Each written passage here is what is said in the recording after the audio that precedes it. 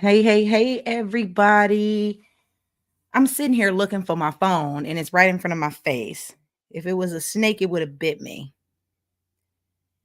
Let's see. Tonight, I got something real special for you guys. I know it's late. I tend to go live later in the evenings just due to my work schedule. So on the weekends, I can tend to go live a little earlier. I know Cleveland is Eastern Standard Time and they are like 3 hours ahead right now. So it's 7:40 here in Arizona. So it is like 10:40 p.m. Eastern Standard Time.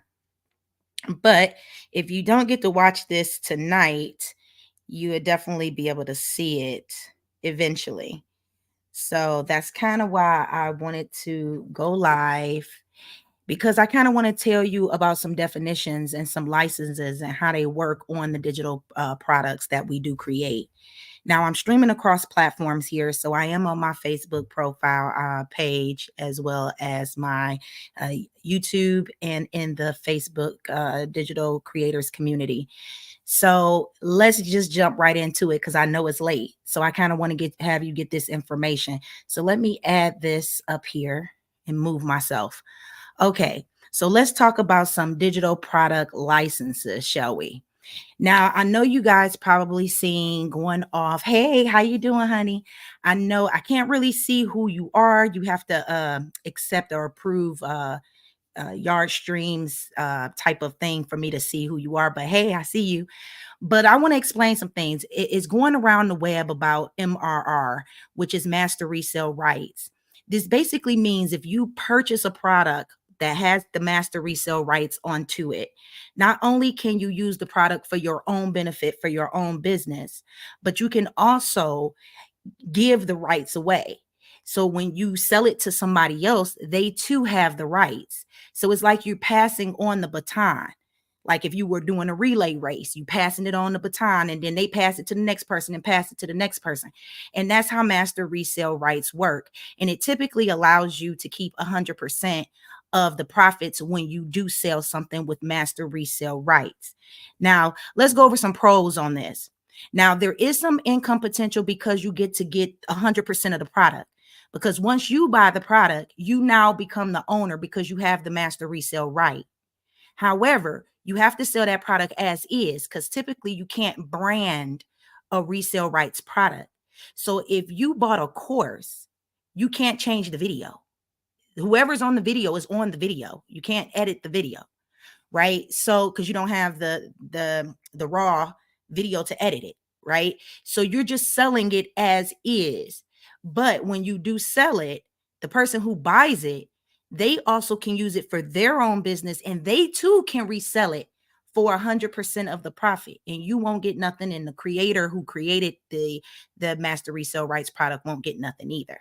So there is income potential in that. It's less effort to do. So let me get off screen so you guys can really see. So there's less effort because the product is already made for you. You don't have to create it from scratch yourself. And it allows you to build a customer base because this is flying across the net like hotcakes right now. But here goes some cons to that. Okay. I never knock anybody's hustle. Hey, Karina, I never knock anybody's hustle or their business model because master resale rights is a business model. It's a form of a business model. So, but it makes the market very saturated very quickly. And considering you can't really change the branding on it either, it's like everybody's selling the same thing. So then it reduces the perceived value of that product. So you have to be careful if you're considering a master resale rights type of business model. Now, let's kind of talk about what the PLR is, which is private label rights. Now, when you get something with a private label right attached, it's like it's your is like it's your new thing. Like you're the new creator of it because you can change it.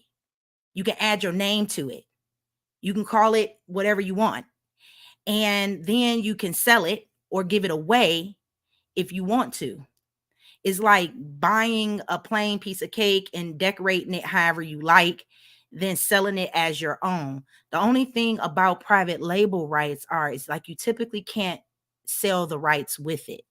So even though you bought it as a private label and you changed it and made it your own thing, when you sell it to somebody, they can't pass the baton.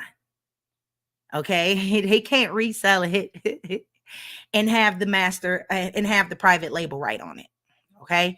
So the private label rights, a lot of people think MRR is the big boy. It's really the PLR that's really the big boy in sense of branding and editing and saying is yours and putting your name on it, versus the MRR, which just allows you to pass on the rights. And that's what makes it popular, because you can pass on the master resale right. With PLR, you can't really pass it on, but you have more flexibility to edit it and make it your own.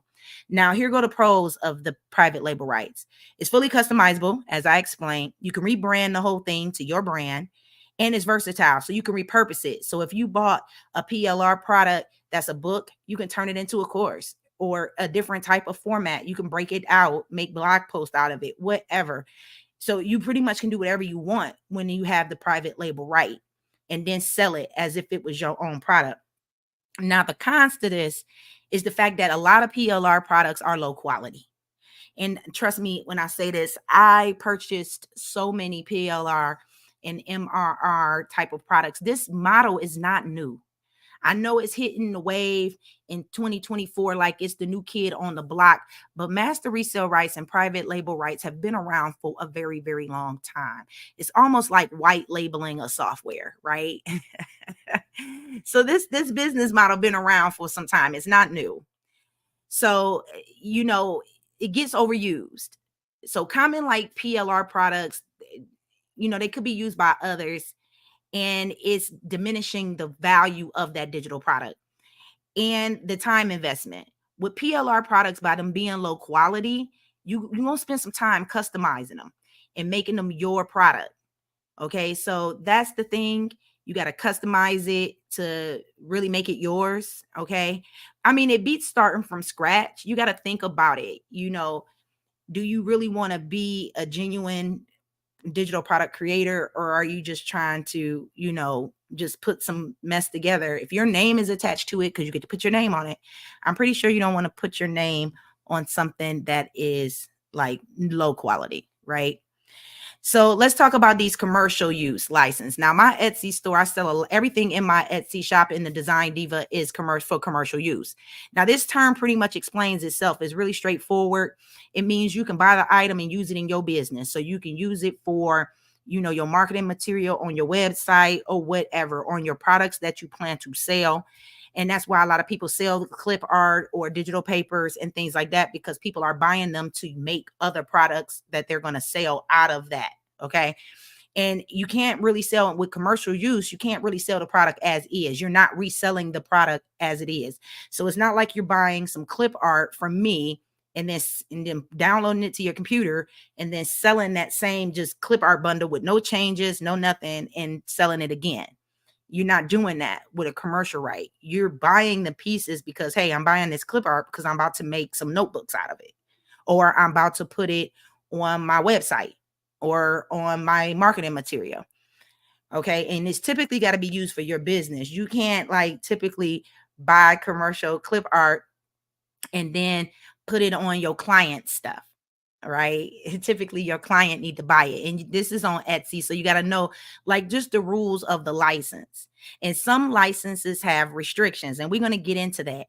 But the commercial use allows you to monetize. It allows you to make money directly or indirectly as a part of your business with putting it on your marketing and on your using it on your own projects, which makes it flexible. And then it's cost effective because you don't got to hire anybody. The graphic is already made. So you're just buying the graphic already made and you're using that graphic. Now, the cons to this is you can be restricted because every master resale rights, every private label right, and every commercial use license has its own rules based on the owner. And so the commercial use, like the cons is the restrictions, because they might make you say you buy my commercial use products to put on your own products to sell, but you only can sell a limit of 100,000. After 100,000, you got to go buy another license. So you got to be careful and read the license when you're buying your digital assets to make your products, because you might accidentally be misusing it and not even realizing that you are. You feel like, hey, I bought this clip art set, I'm using it, and then that product blows up and you sold 500,000 of them, and it's like now you out of compliance on that product, right? Because you need to go back and buy another license to keep using it and selling it at that price. So that's some legal nuances in it. And also it's non-exclusive, because if I'm selling a bundle of clip art, hey Naya, if I'm buying a bundle of clip art, right, and I'm using it on my product, somebody from another customer on Etsy can go to that same store and buy that same bundle. They might not use it the same way I'm using it, but we got the same artwork, right? So you got to be creative to make it a little different. So that's kind of why you want to watch the commercial use. In my Etsy store, everything is commercial use. Okay. And that's my thing. All right, moving on. Affiliate programs. Now, it's important for you to know about these affiliate programs, because when you join an affiliate program, and I spelled that wrong. That's what I get for typing crazy.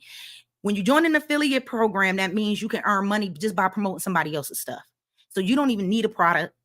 So if you refer, it's kind of like you referred your friend to a cool store and the owner said thank you and gave you some money for thanking you for bringing them a customer. That's basically all affiliate marketing is. And you can do that on your digital products. So if you made a digital product, if you wanted to add affiliates to that product, you can say, hey, by you promoting this product for me, then, hey, I'll cut you off some money. I'll cut you a percentage for bringing me customers.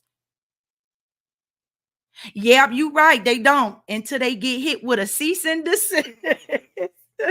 Yeah, that's why exactly why I'm trying to explain this. And I'm streaming live right now, Naya, across 3 channels. So I'm trying to really put the knowledge out here. I know it's late.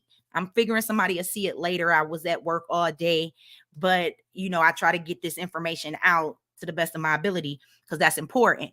So let's talk about some pros of this affiliate. You don't need no inventory or nothing. You can make passive income off of it too, because you can earn money even when you're not actively working it. If you set up things right, if you set up your automations right, you can just be promoting it around the clock for real and be sleep. Okay, I can just keep it all the way 100, and you can do a wide range of products. So now you can experiment, and it's good before you even make your own product. And this is the key. Say for example, if you like, I don't know which digital product to make. I don't know really what to sell yet, but you're interested in multiple things because you're multi-passionate. What you could do is you can go find some affiliate, some products that you're interested in or that you like or that you might be wanting to make, join up as an affiliate and start promoting them to your people, and then see what your people bite on. And then you like, okay, they like this, so I'm going to make this now. Right. So, it kind of gives you a way of testing without spending so much money or investing your money. But of course, you want to try to refer, people to products that you've used. Maybe you might not be using it currently, but you did use it before and you know how it worked and it was probably good to you. And then you upgraded or moved on to something else bigger and better. But it could help somebody that was or are currently where you used to be. So that's very helpful. And I'm like, a pro when it comes down to software. So that's me. All right, let's talk about these cons. And then we're going to get into one more thing. So with the cons, of course, you're dependent on the owner. When you join an affiliate program, Amazon did this to me. It did it to everybody, not just me, but I took it personal. What Amazon did, they changed their affiliate program. We used to get money by referring products on Amazon, but then they dropped the percentage. But that's their right. It's in their affiliate program. They're the owner. They can change the price. They can change the rules. It's up to you if you want to continue to promote that product or not and earn that smaller percentage. But it's also can be competitive too if a lot of people are promoting the same thing. So if you go on YouTube, a lot of people that use Etsy, they promote this software called Everbee. Now, I don't really promote Everbee. I have Everbee's Chrome extension, just to look at the free little data, but I don't pay for Everbee. I did try it. I did pay for it at one point in time, but to me, it's very bulky. And there's other tools out there, but the people don't promote the other tools because it's not getting paid. They're not getting paid from it. So you got people out here on YouTube and across the net that will only promote things if it has an affiliate program, but that's not how I get down. I promote what work, whether it has an affiliate program or not, because that's not the goal. I feel like if I do right by people, the money gonna come. I don't have to only promote this product when I know it sucks, right? To me, now I don't know what Everbee has going on now because I don't use them now. But when I did, they were like new. Everybody was promoting them on YouTube. And I was like, oh, let me check it out. I jumped in, and I used it a little bit, but it took forever for the stats and the data to load. And I was using other software like Insight Factory, eRank. And eRank don't have an affiliate program. Insight Factory don't have one. But I still promote them because they work. I'm not going to promote it just because, and you got some people that do that, but I don't. So it gets very competitive in that way. That's why if you go on YouTube, you see everybody promoting this Everbee or Sales Samurai. Sales Samurai also have an affiliate program. You will notice that a lot of people, when they go right, I go left. If everybody promoting this, it's a motive for that. And I look into the motive. But then I compare it against something that is not doing an affiliate program. And the one that's not, sometimes most likely is better. I mean, there's some good products that do have affiliate programs that I am an affiliate of, but I really stand behind that product because my name is on it. So I don't want my name attached to mess, right? And then of course, payment delays. Now, this is not a bad thing. It is a con for some people, but if you've never done affiliate marketing before, you need to know that they work on like a net 30, a net 15, because what they want to do is when you're an affiliate of that product, you don't own it. So what happens is when you refer it and somebody buys it, the company wants to wait to make sure the person don't get a refund first before they pay out. So sometimes they might be like, oh, if you sell it between this month, we pay out on the 15th of the following month. That way the refund period didn't expire. They good. They like the product and now they're going to pay you, because typically if they pay you and the customer refunds, then they're pulling that money back because they paid you for a product that the user didn't use it for the required term. Okay. So that's kind of why the payments are delayed. But that's understandable, because if you had your own affiliate program and people could just be referring stuff to you and you paying them out instantly, and it's like all these people was duds and they all asked for refunds. So now you out of money. So you got to think of it on both sides. It's a catch-22 on that. But if anybody knows me, they knows that I work with like I got 2 screens. I'm sorry. I'm streaming in multiple places. So if I'm looking around, please don't mind me, because I'm never really looking at the camera. But I work with like 5 different types of digital products. Okay. I specialize in creating templates, clip art, digital art. And I mean digital art so far as like stock photography, because I can make stock photography. I can make wall art. Those are the types of things I do. And those are the types of things I teach.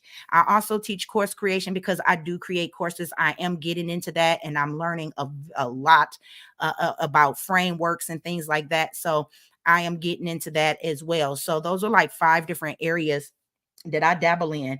In addition, a lot of my students get a bonus because I am also a 4-time master certified digital marketer.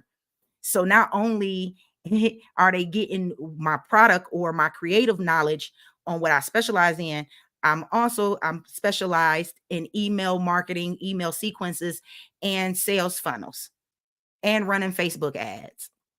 So like I'm specialized in those as well. So they get in the best of both worlds. Not only can I help my students make the digital product, create it, regardless if they get it with a master resale right, a private label right. But anyway it go, I try to make them customize everything the best of their ability to brand it. So that way they're not out here looking like everybody else and you're really standing out from the crowd. Like I said, when everybody go right, I go left. If everybody going left, I'm going right, because that's what I do. I got to go against the grain, because if everybody doing it, it ain't no point of me doing what everybody else doing. I like to stand out. So that's my thing. So with that being said, I put everything into the Digital Creator Society. Okay, let me talk to you about this, because this is fire. Okay, I can't even explain to you how fire the Digital Creator Society is. By me being a multi-passionate person, I tend to make a lot of products, and we just went over 4 different types of ways to get paid, right? And the licenses associated with them: the master resale right, the private label right. We talked about commercial use, and we talked about the affiliate program. Now, the thing about the Digital Creator Society, it includes mainly all of them. Okay. And that's because I have everything in here, everything I've learned, everything I'm learning, everything I do, I pour into the Creators Society. And this society is not public yet. Okay. It's not public yet, but there are beta members that are in it. So there are beta members that's in this Digital Creator Society. And let me tell you about what it includes. This is the Etsy Seller Mastery course. This course by itself is a $400 value. I'm going to tell you right now, I'm not here on this live to sell you. I just kind of want to let you know what's in here, right? Because it's massive and it's nothing like it. And this ain't no master resale right thing, okay?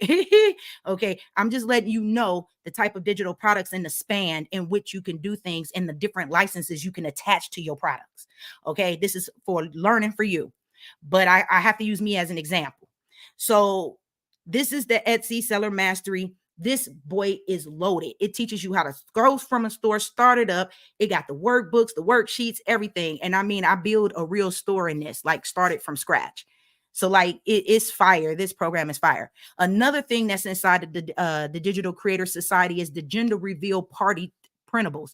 Now this training, we ain't even gonna talk about what it'll cost separately in all of these programs, but all of it is inside of there. So if you want to know how to make a template, that's in there. If you want to know how to make a course, that's in there. If you want to know how to run Facebook ads for your digital products, that's in there. If you want to, man, everything I do is in the society, right?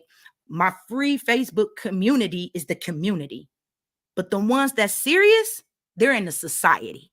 Okay. So, and the society is beautiful, right? So with this, it comes with everything. So when I do my trainings, I tend to make a lot of unique and custom graphics. Okay. I create a lot of graphics with AI. I do it in Photoshop and in Illustrator. Okay. I upload them and I put them into Canva so that way people can use it who are not designers. Okay. And then they can put it in their templates and things that they sell if they're using Canva or template or whatever they're using because they're downloading the digital clip art. I typically include the clip art that I use in every video and the templates to it. So not only do you have a base to start from, you got something to learn from and use and then download it and use it as your own. And these are private label rights, which means that when you take those products or when you take those templates, you can sell them as your own. You can change them. You can put your name on it. Okay. When I'm telling you, I got all of the licenses inside the society, I mean, I have them all. This is like other trainings that's in the society, y'all. I created something that just ain't been done in the digital product creation industry. Period. The end. I'm the first. Okay. I'm happy because I poured my life and soul into this community. Because I'm multi-passionate and because I've been making graphics forever. I've been doing graphics and websites for small businesses local. I created small magazines for the community to represent the children in the community who were doing things in sports and in school. I did flyers for nightclubs I have so many custom graphics that I have 5 external hard drives full. And they're not even on my Etsy. So when I'm uploading these graphics and these clip arts, you can bet your bottom dollar ain't saturated. Everybody don't have them. Okay. So at least you hitting the market with some unique stuff. But I got a t-shirts on demand. It show you how to make t-shirts on demand in like 10 minutes. I teach it in 10 minutes because I get to the point in my trainings. I don't tell you nothing you don't need to know. You need to know it. It's in there. The mega coloring book vault that you see in the back, that is basically a commercial rights. You really can't change the pages because they're already made. But what that vault does, the vaults is different from the trainings. The trainings actually teach you. And I mean, when I say teach you, it teach you. It's not on no PowerPoint. I mean, I actually do it. Is oh my goodness, it's so fire. I'm just so excited about it, y'all. I don't even know what to do because this is massive. This is my coach. I have a coach that I paid for this year. And believe me, that put another different type of fire up under you when you done paid outside your comfort zone for the first time in your life. And my mentor was like, man, you should be charging way more. But I'm not into the high ticket. Okay. That's just not me. I want something that's affordable that everybody can do and still make money on all different forms. I don't feel like you have to be greedy. You just need to survive. You just need to be able to pay your bills. Then you good. Like I don't, you know what I'm saying? A little extra won't hurt either. But thank you, Naya. I'm telling you, this society is something else. And I did get some betas in it, and I did think I didn't do my society a benefit. I didn't do a good service by it because I didn't really emphasize it well with the value that's in it. It's about to be fire. And now that mega book in the back, it allows you to every coloring page I ever make now and in the future, I put it into the vault.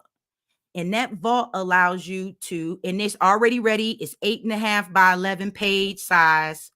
It's already in 300 DPI to be printed on Amazon KDP.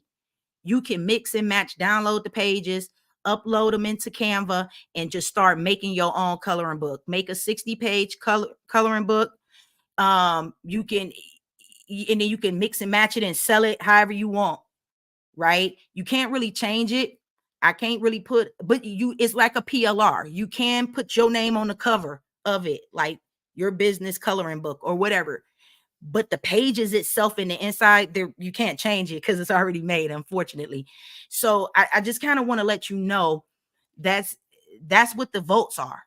And there's different votes in there. So you got the mega vault for the coloring book pages in case you want to do coloring books.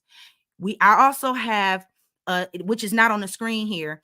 I also have what's called the infinity paper. Okay.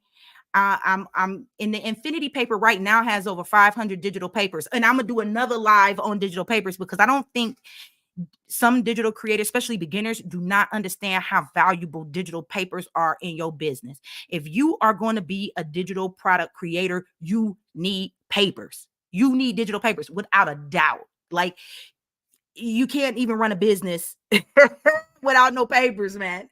And there's so much you can do with them. I was just telling somebody in person today because some of my betas are local to me. They know me personally. So they really know how passionate I am about my digital product creations. I mean, I'm telling you, somebody stole my PowerPoint slide at the job and I was pissed. I'm like, next time I'm turning it into an image. You're going to use my PowerPoint slide. My daughter did just walked in. I'm live, girl. So anyway, with the papers, okay, there's over 500 digital papers in there. And what those papers allow you to do is so much. You're going to learn in the society. Okay. It's just fire. All right. And then on top of that, my daughter trying to sneak out. And then, and then on top of that, there's another vault. There's a vault called the Fashion Chibi Dial Vault, which you see right there. Those are my custom chibis. Now, what I mean by those are my custom chibis, I mean I created my own custom GPT that works with Chat GPT. I coded my own GPT. Do you understand? I can sell that separately as a software, literally, to make those dials. But it's in the society. And one of the betas was in there, and I was talking to them, one of the betas inside the society, and we were in the community talking. And she like, well, you know what? I'm sorry. I was lost playing with the chibi dial creator. she got stuck spending hours on chibi dials. Do you know what that can go on? Those can go on notebooks for young girls, purses, all kind of stuff because it's clip art and it's vector. And it can expand, go down. You can put them together. And the dials that I make, I put them into the Chibi vault. And also in that vault area is the actual custom Chat GPT, which will allow you to make your own. Oh my God, do you understand the fire and the value that is in the society? Oh my God, I can't even tell you. And it's more stuff that I'm gonna end up sharing my screen and actually going inside the society so you guys can actually take a look. But also the one-day book blueprint. The one-day book blueprint teaches you how to write your own information products in a day. I wrote a book called The 24-Hour Author in 6 hours. Now, it ain't on Amazon. I didn't put it up there yet. And I was just talking to my sister last night, and she was like, "Girl, why ain't it up there?" I was like, "I ain't got time. I've been working on the on the society." I said, because with me working and then got to come home and do video and edit, it takes hours. It takes time for me to do this. And I know you see the little laptop in the back. I don't know if my pointer works on this. I don't know if it lets me point. Will it let me draw? No, it don't let me draw. Easily customize. Oh, it doesn't let me do that. Okay, I was trying to see if this thing lets me draw, but it's a little laptop in the back by the mega coloring book. I colored, that's a page in the book that I colored in Photoshop. So I actually colored that myself. I took the time. Oh yeah, I got over 50 books on KDP under my pseudo. Yeah, girl, I got baby. Yeah, people don't know. People don't know. Because that's another form of income. Is it a lot of income? No. I think my Etsy shop make more, right? But at the same time, it's legacy.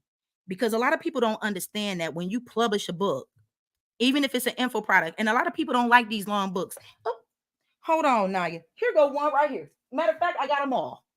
I don't got them all, but I got some because most of them is digital. This is my first book. My first book I ever wrote. It's a fiction, fantasy. It's 386 pages, 43 characters. And I wrote this back in 2015 before AI. And I wrote it by hand. It's mine. I'm the author on here. Okay? That's me. This is mine. I know what it takes to write a book traditionally. Oh, I'm sorry. Oh, you can't see my face? Hold on. I took that picture at work in the parking lot, sitting outside on lunch. You see it?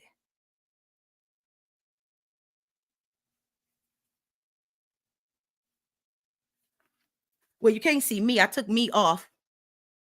I can put me back on like that. Yeah, I took me off.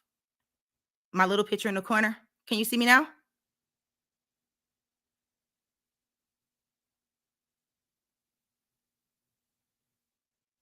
I hope you can see me. But yeah, this right here. Okay, good. Cool.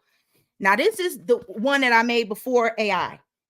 I made this one before AI too, but this is a low content book. It's a book reviewers because I read a lot.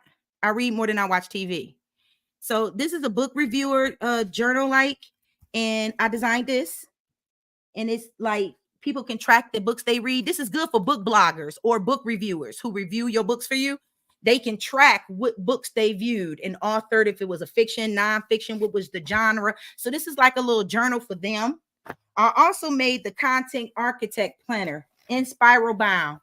All of this is print on demand. I made that too.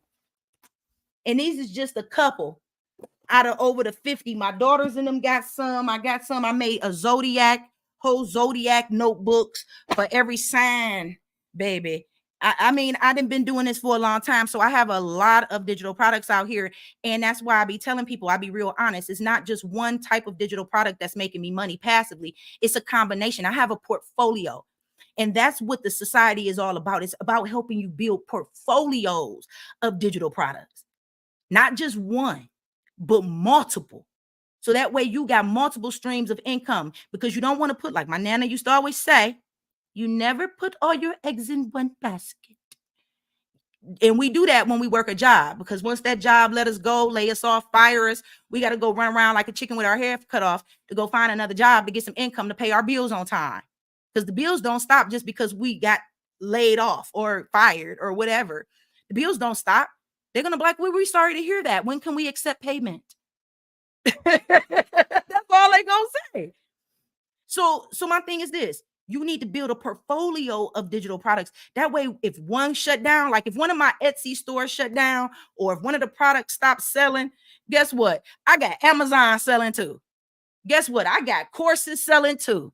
Guess what? I got this over here too. Matter of fact, that's why I got more than one Etsy shop. You shut down one, I got 3 more. Like you know, like baby, you need to diversify. And I'm about this digital life all the way, right?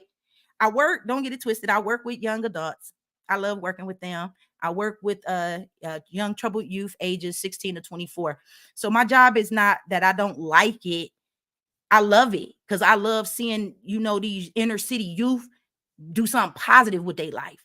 So I do struggle going to work, working, and then being up and then living off an hour of sleep because all night I'm doing stuff for my people, because I want us all to eat, and there's enough out here for everybody. So I don't know why people be stingy with the info. Just show me how to do it. Show me how to get to the bag. And let's all get to the bag, because we can. It's You on two strings right now. I'm trying to get the multiple. I know that's right, Naya. I know. So it's another. Let me quit. Let me stop. Hold on. Let me cut this off. I don't know how I do it. Hold on, because I'm working on the new software. Please bear with me. I'm on another screen. Bear with me. Don't leave me just yet. I'm about to go into the community for you, so you can actually see what I'm talking about. Who? Okay, Sam Ovens talking. That's the owner of the community. Okay, I'll deal with you later. All right, share my screen time. Hold on. Present. Share screen. Yeah, I know I got two monitors. I want to share my school platform. There we go. All right, there we go. Y'all see that? All right, let me take me off the screen. I'm gonna take me. You ain't gonna be able to see me.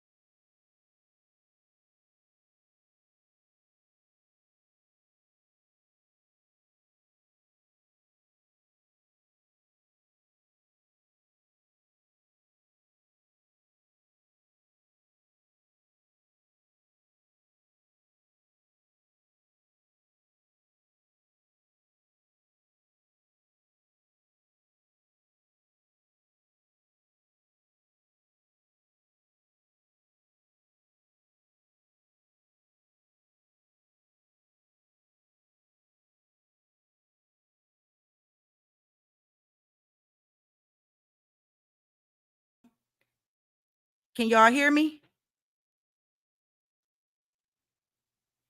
Yeah, I was talking, but I need to know if you can hear me. Somebody type something in the box, because it didn't mess with my volume. Mute screen audio. Can you hear me? Okay. Maybe I need to leave me on then. Okay, maybe I need to leave my face up here for it to work and me share this screen through this software. Okay, check this out. So I got Master Chat GPT. Not only am I going to be teaching you super prompts in Chat GPT, you will need the Chat GPT Plus to really get into it. But I do teach regular stuff that you could do in the free version. Don't get it twisted. But you can do so much more. I'm going to also be teaching how to make your own custom GPTs to do what you want them to do for you and your business. Like, ain't nobody showing you the game because they're trying to keep it so you can buy their custom Chat GPT, and so they can they want to keep it. It's proprietary, and it's hard for somebody to be real and teach you how to really do what needs to be done. Now, if you don't, and at least you know how, but you don't got to, you can buy somebody else's. It saves you time from coding it. Facebook ads, I teach you how to run them, and I can actually prove to you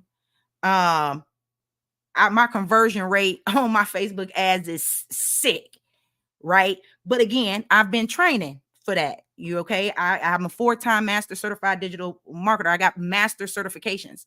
So I've been doing this for a long time. I'm not new to this. I can see if I was new, it'd probably be a learning curve, but I'm not new. I teach you about how to go faceless on social media. I pretty don't too much care for the faceless social media, just to be honest with you, because I feel like people want to know you, and they should know you. But I do know some people are scared to show their face, and there are certain things you can do on a faceless that because it don't really need your face. And so that's this to me. This is going to be more of an ethical way of going faceless when I get to that. But right here is the Publishing Pro. The funnels, I'm already working on that. I'm working on multiple things, as you can see. I'm finishing up the Etsy Mastery, but this course is so massive. It's so massive. It's like 12 steps in 4 bonuses in this pack. Plus I got to make the workbooks, the graphics. Like, I'm doing it all them graphics I made them custom. I didn't go buy this clip art. I made it in AI. Okay, so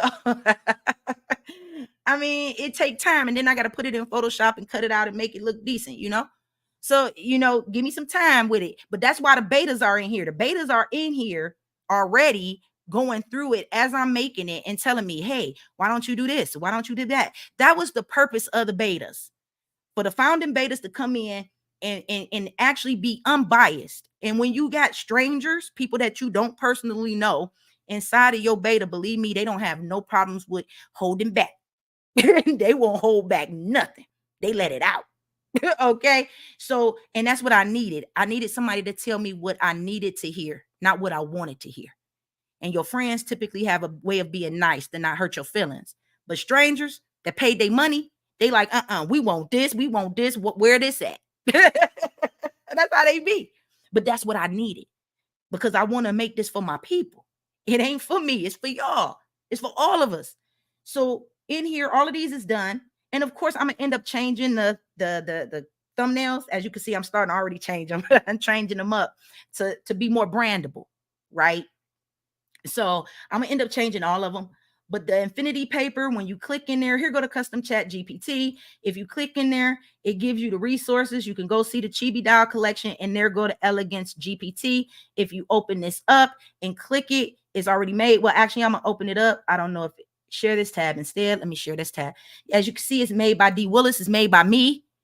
I'm not lying. This is the truth. I created this. This is custom. And if you click on white hair, dread girl, dread hair, auburn hair, blonde hair, it's gonna make what you want it to make, right? It's just fire.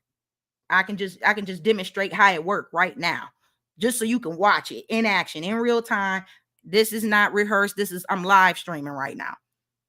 Okay, hey, I'm live streaming. So now it's gonna take a minute because I've got so much equipment running. Just bear with me, stay with me now, so you can actually see it in motion and see how it works and how I can make your chibi dolls, right? And it's given to you, bam, there we go. We blow it up, boom. And the more we do it, the more it makes. So we can say, make another model, or make a similar model, single on the canvas in a black dress. Let's see what it give us. Okay, so now we changing it up. Okay, that's the model it gave us, right? So now we about to change it up a little something.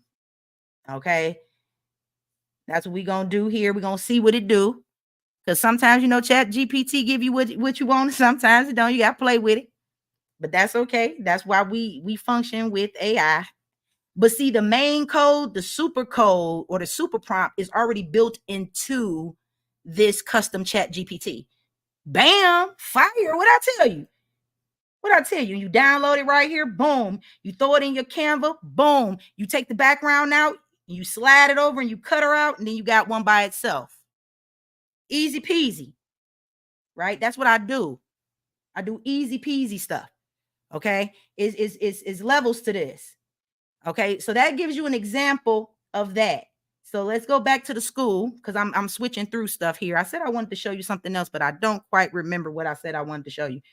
But if you remember what I said, Naya, let me know so I can show it. Because I did say I was going to show you something. But yeah, y'all, this is fire. The email marketing basics going to be in here.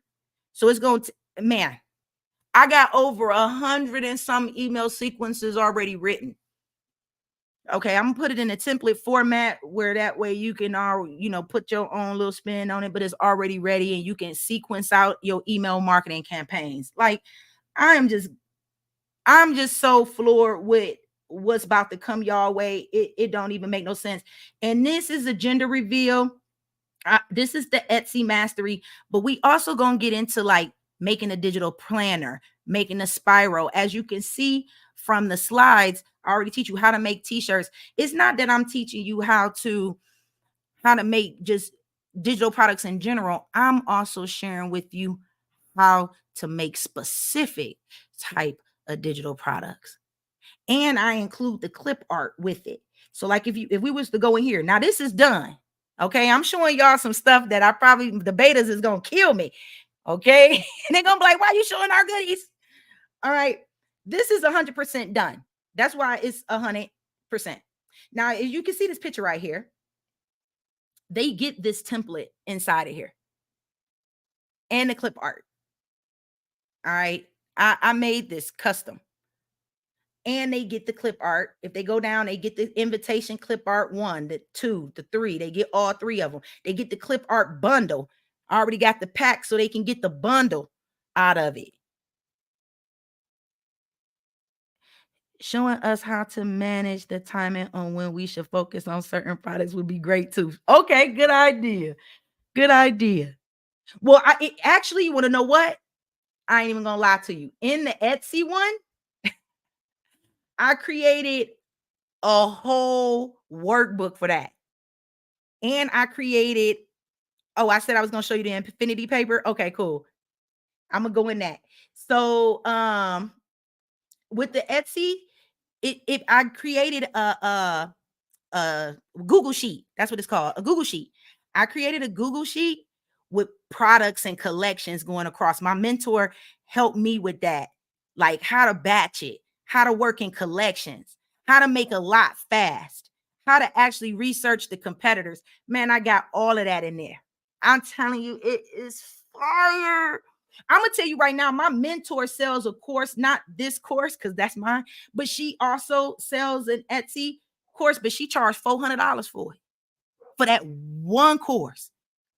One course, 400. Just this. I'm telling you. Now let's go into the infinity paper. Okay, so now see where it says access granted, because this is available already to the betas.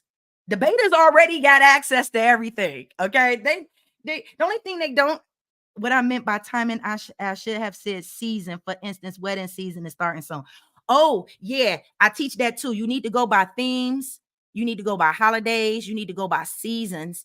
And I use a tool, and I show you the tool on how I research. Actually, in this gender reveal right here, you can bet your bottom dollar that the gender reveal.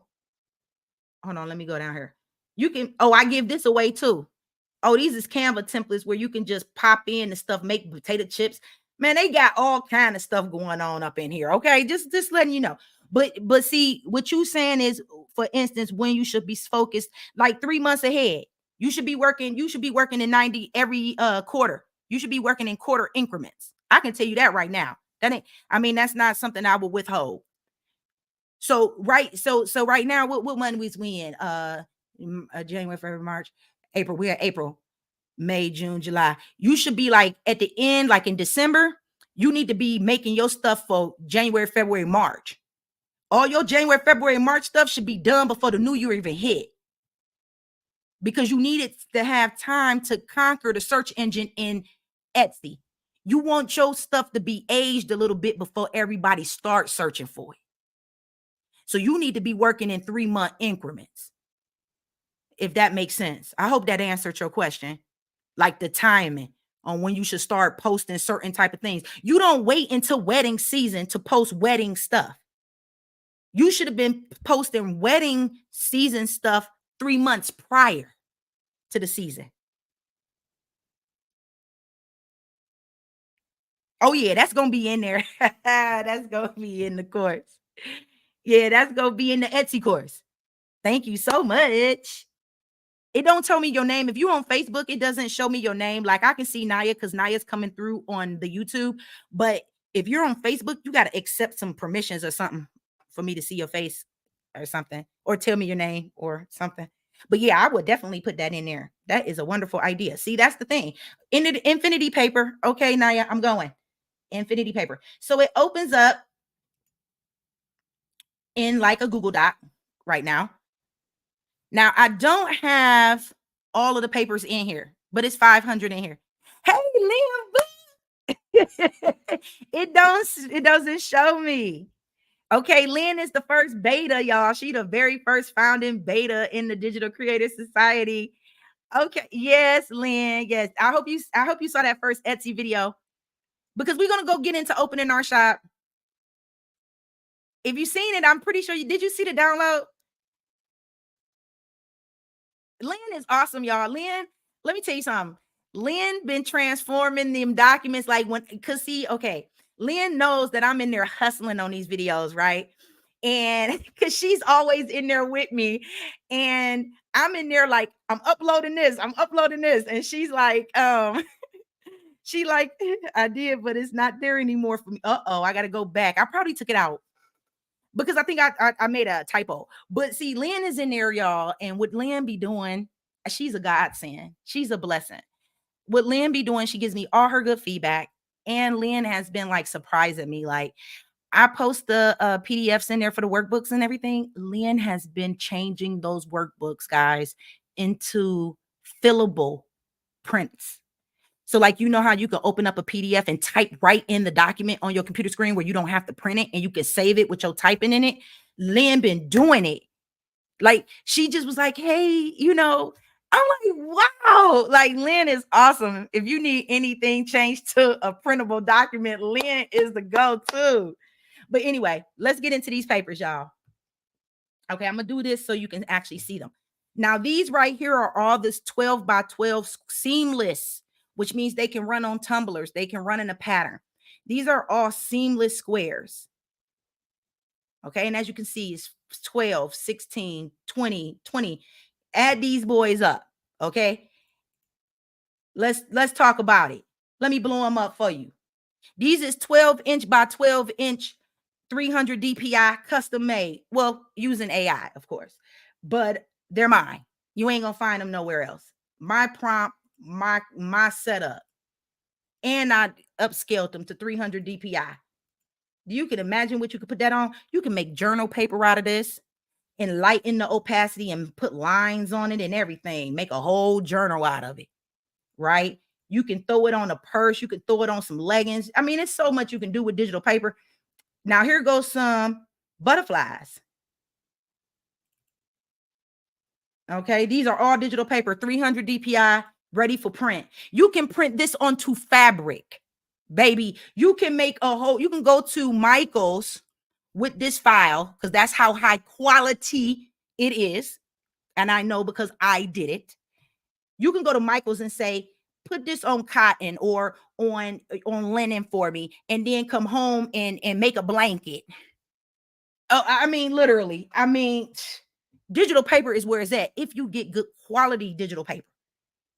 Not only can you use it for your digital graphics, but you can also use it for print on demand.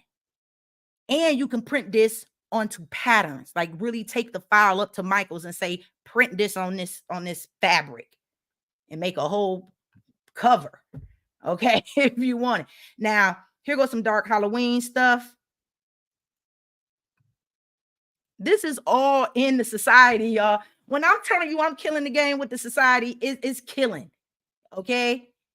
Here goes some Rocco. Look at the detail in that, baby. Look at that. Look, I mean, I wish I can blow it up. Can I blow it up in here? I'm like, can I blow it up? I wish you can zoom in and see the details in this boy because it is crisp, right? Like y'all, I'm telling you, I got so much stuff. Okay, now here we go. We're gonna go back to the infinite paper pantry. This is just the 12 by 12 square. As you can see, it's only one of them so far, but these are not seamless, so they won't repeat. They will not repeat, which means your pattern can be messed up. These are good for just like pages, not for something you need to go over and over and be in sequence. That's why I labeled it seamless, and this is just the regular square. Now here go the letter size. Now I love the letters. Okay, I love the letters. Look at these dragons. Oh yeah, your girl did it. And look at, if you can see, look at my AI model. Look at the fingers. She has them. Okay, because some people's hands be looking messed up, baby. You got to be careful when you purchasing digital artwork. But see, what I do is I zoom in as I'm making my art pieces. I zoom in on the hands to make sure the fingers and everything looks real. If it don't, I don't use it, because I don't want to sell somebody something that look way off. It ain't gonna be perfect, but I need to make it look as perfect as possible. And these have been updated and upgraded into 300 DPI as well. So you can make a poster out of this. You can put it on a whole wall if you want, make a canvas if you want, make a dungeon game room for your daughter or son, or I mean, it's just as creative as your mind want to get. Yeah, yeah, the weird fingers, they are funny, especially when their mouth isn't all the way done. Like if their mouth, it looks sick. Like it looks sick. But them the red dragons. Here go the white ones. Oh, I made some killer dragons. Y'all can't say these dragons ain't fire. They are fire. And then hold on, here go my owls. Now my best friend, her favorite animal is an owl. So I had to do it. I just had to. And my favorite is dragons. So that's why I had to do it. So look at the little owls. Look at that. I made them for my best friend. These are all in the society. The society got access to all of this. And which means they can take this picture and download it and sell it. They can make money off of everything in here. I got the cozy Christmas for the Christmas time. You want to make some holiday cards, some invitations, put them on some envelopes. Make it all cute. Put your little family picture in there. And then you don't got to worry about nobody else having the same background as you because you didn't go to the same Walmart or the Walgreens and buy the same stuff. You know what I'm saying? Y'all know what I mean, don't you? You know what I mean? Now you go to Walmart and you be walking down the aisle trying to read all the cards and stuff or pick up the card. But everybody else across the nation at the same Walmart got the same card, At least you know your card to be unique. All right. So that's that. Here go the vintage. These sold like hotcakes. I ain't even gonna lie. I sold these before. I'm the only one, of course, because they're mine. But these really sold. A lot of people like vintage. So that's the vintage. Here go high def vintage. I did the same thing, but I did it in high def. So I created these. These are custom.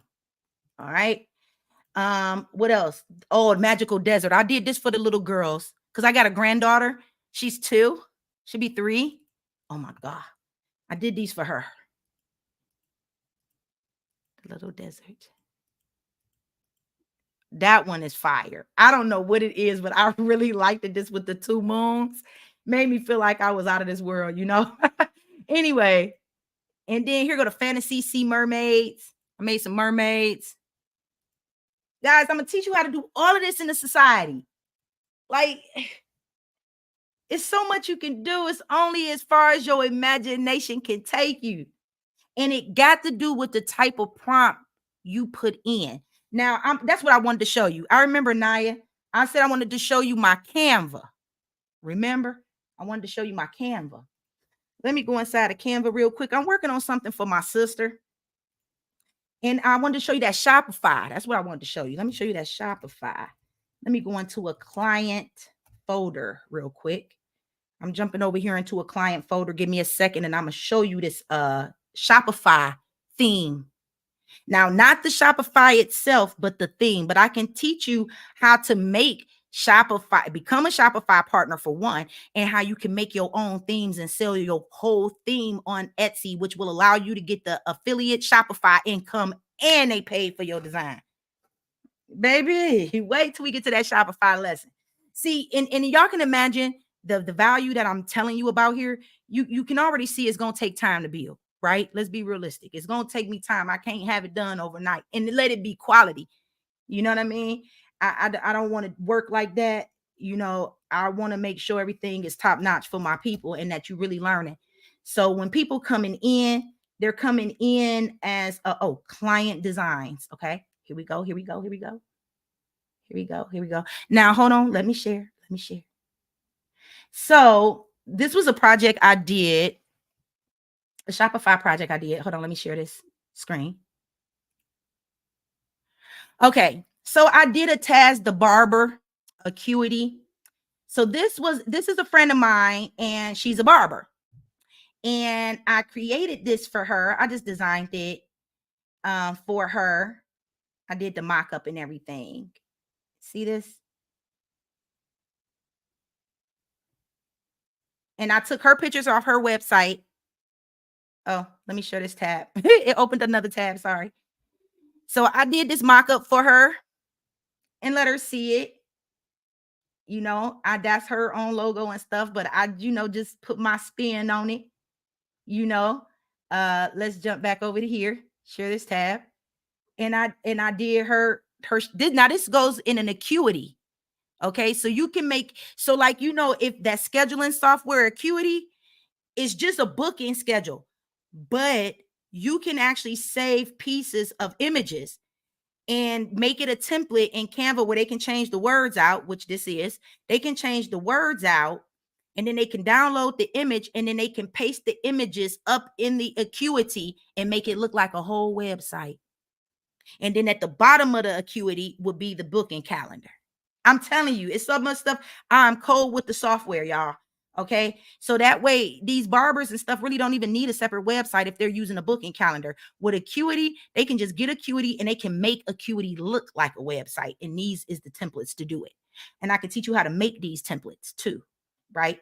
So let's go back and now look at the Shopify one. Oh, I killed the game. Look at the shop pay buttons. Oh, I just outdid myself, baby. Hold on. I'm jamming and you ain't even seeing. Look at that. Them the shop buttons, baby. Let me look at them. What? Your girl did that. Now, this bling right here that you see, that silver bling, that comes from digital papers. That's why they are important. Okay. You need your digital papers because they make things look like bling. You need that. Okay. Like it's a designer's thing. Okay. Let me flip. I'm about to flip. Now here are the banners. I made her mini banners. Now these are the mini banners that go at the heading of the Shopify page. Hold on. Let me show you. I got to share each screen. I'm sorry, y'all. Look, bam, killed the game.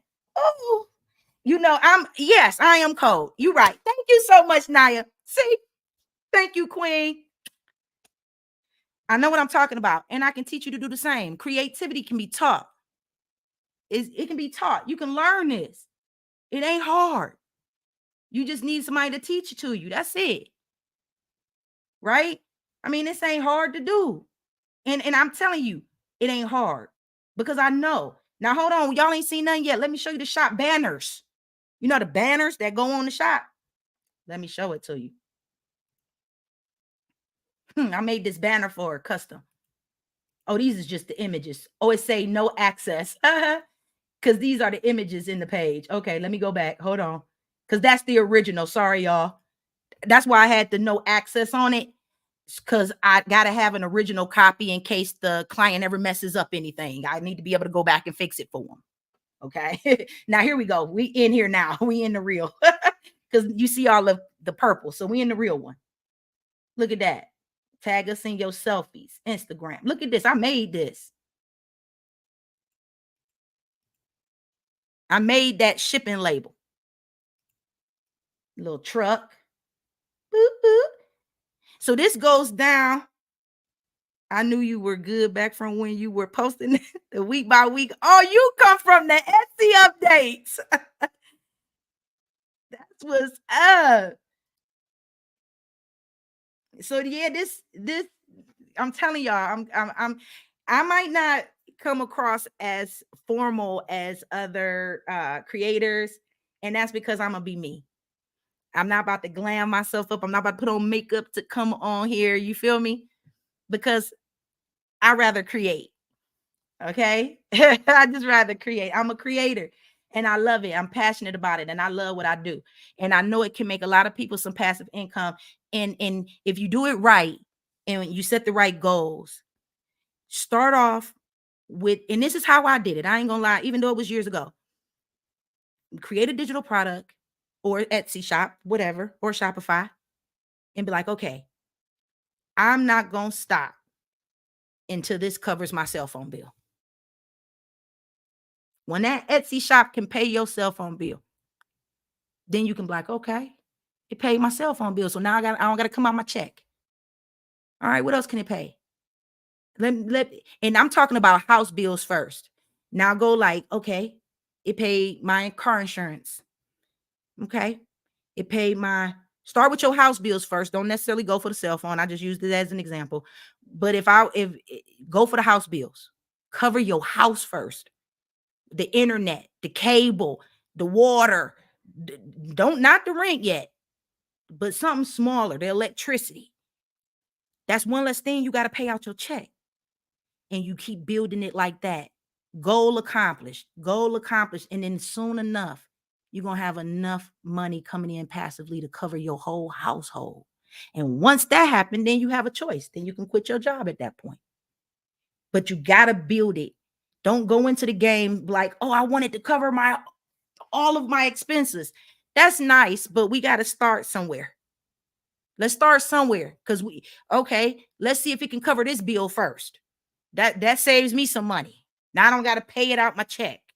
Okay, so it work, and then that's more money you can use to invest into your business. Because now you ain't using it to pay the electricity bill. I mean, come on. I'll teach y'all this. This is mindset stuff. This stuff comes with experience and mindset. So let me show you something else in here. Let me show you the little square things on the little, what is they called? Category cards. Boom. I knew it. Okay. Category cards, here we are. Let me open them up for you. Let's see. Them is all the ones I made. Okay. So these are the category cards. Go to the home page. Shop. And these are custom. Like these are templates. She can come in here and say buy. And just change it to buy. And move it around if she don't want it there. And put it over here. Turn it around. And then she can just go up here and download it as an image. Boom. And upload it to Shopify. What you mean? You feel me? That's what I'm talking about. Let me go back because I don't want to mess it. I ain't want to mess up the original. Okay. So that I'm just showing you some things that I can do. And I'm showing you how it's done and what's in the society and what you're gonna learn in the society. Okay. So that's what it's about, y'all. The society is fire. Okay. So if you ain't a part of the society, you got to get on. First of all, the only way you're going to be able to get any of this is to be on my email list. You can't even get into the society. You got to be on my, especially why it's new like this. I have to be able to monitor who is in the society. And if you're not on my email list, you need to get on it, and you can get on it through the group. Now we do have a group. Now it's called the Digital Creators Community. It's the community, not the society. The community is free. The society has all of this, okay, that you see, and then some. And as time changes, yeah, if you are on her diary, you should be getting it. If you are on her diary, let me see. I'm going in here right now. If you are on her diary, yeah, I think because I think I broadcasted it out to those on her diary. But I try to segment.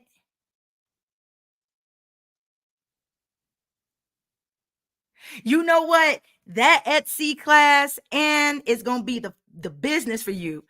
Because I'm going to start in that course. You ain't going to believe this. I'm doing it again. I'm going to start an Etsy store from scratch in that course. The next video is opening up your Etsy. And I mean, I'm about to do a whole brand new store. And the reason why is because I didn't forget about you, Naya. I'm checking. I got it running and searching for you. I want to, it's in the society. It's over here. Hold on. Hold on. Let me see if I can go back to it. It's here. This is what I'm working on right now. Okay, this is massive. This training is gonna be massive. I broke it down into 3 phases: the create phase, the listing phase, and the selling phase. Okay. So the creating is setting everything up, planning. The listing is when we get down to listing, what you talking about. It's how we can bulk list. And then the selling is how do we scale up? Yes, and I have a society. Right now, the Facebook is the community. So the society is something different. It's paid. It's huge. I didn't know. Did you just get on, Ann? Because I just took a tour of the society. You might want to rewind this. I think that you'll be able to rewind it. And Naya, I did not forget about you, babe. I am searching right now. Naya, let me see. Because I want to see. Because see, I segment my list. There's no point in me sending things to people that's not interested. Okay. Yeah. You getting it. You getting it. Because you got the well, it's officially over email, Naya. And you got the invite to the Facebook group. You ain't in the Facebook group. You ain't in the Facebook group. You is?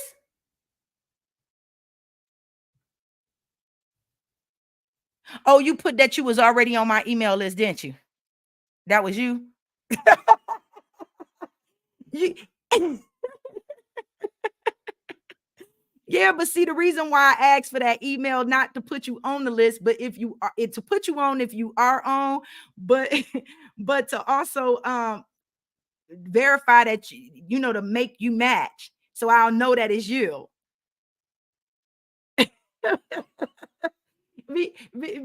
So when people come into the Facebook group, I grab their yes, and I got you. I got you. So if you're in the community is free. The community is free. The society is paid. And when I did the society, I did a beta on it.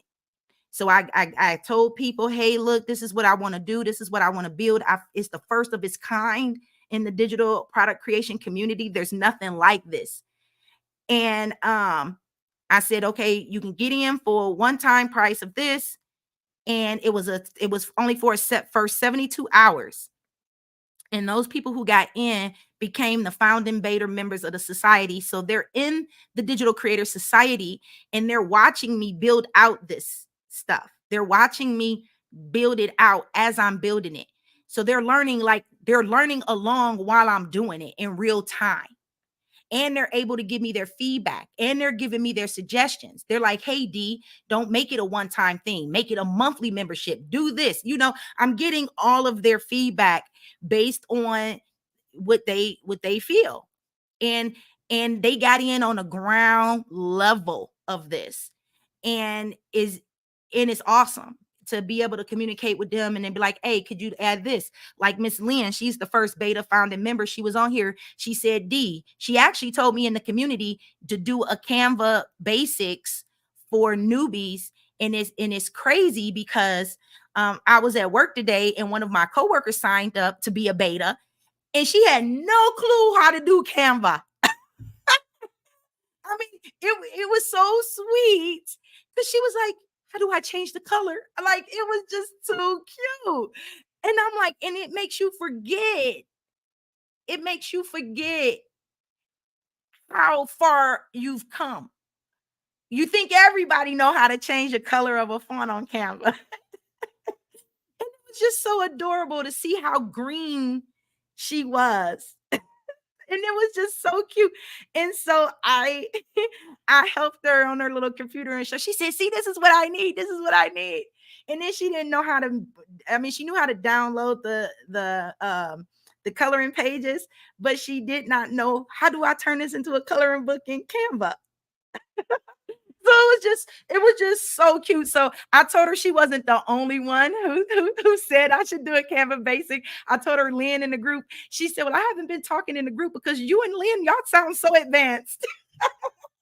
It was just so cute. So it helps me know the levels and the skill levels that's coming into the community because I want everybody to be up to speed.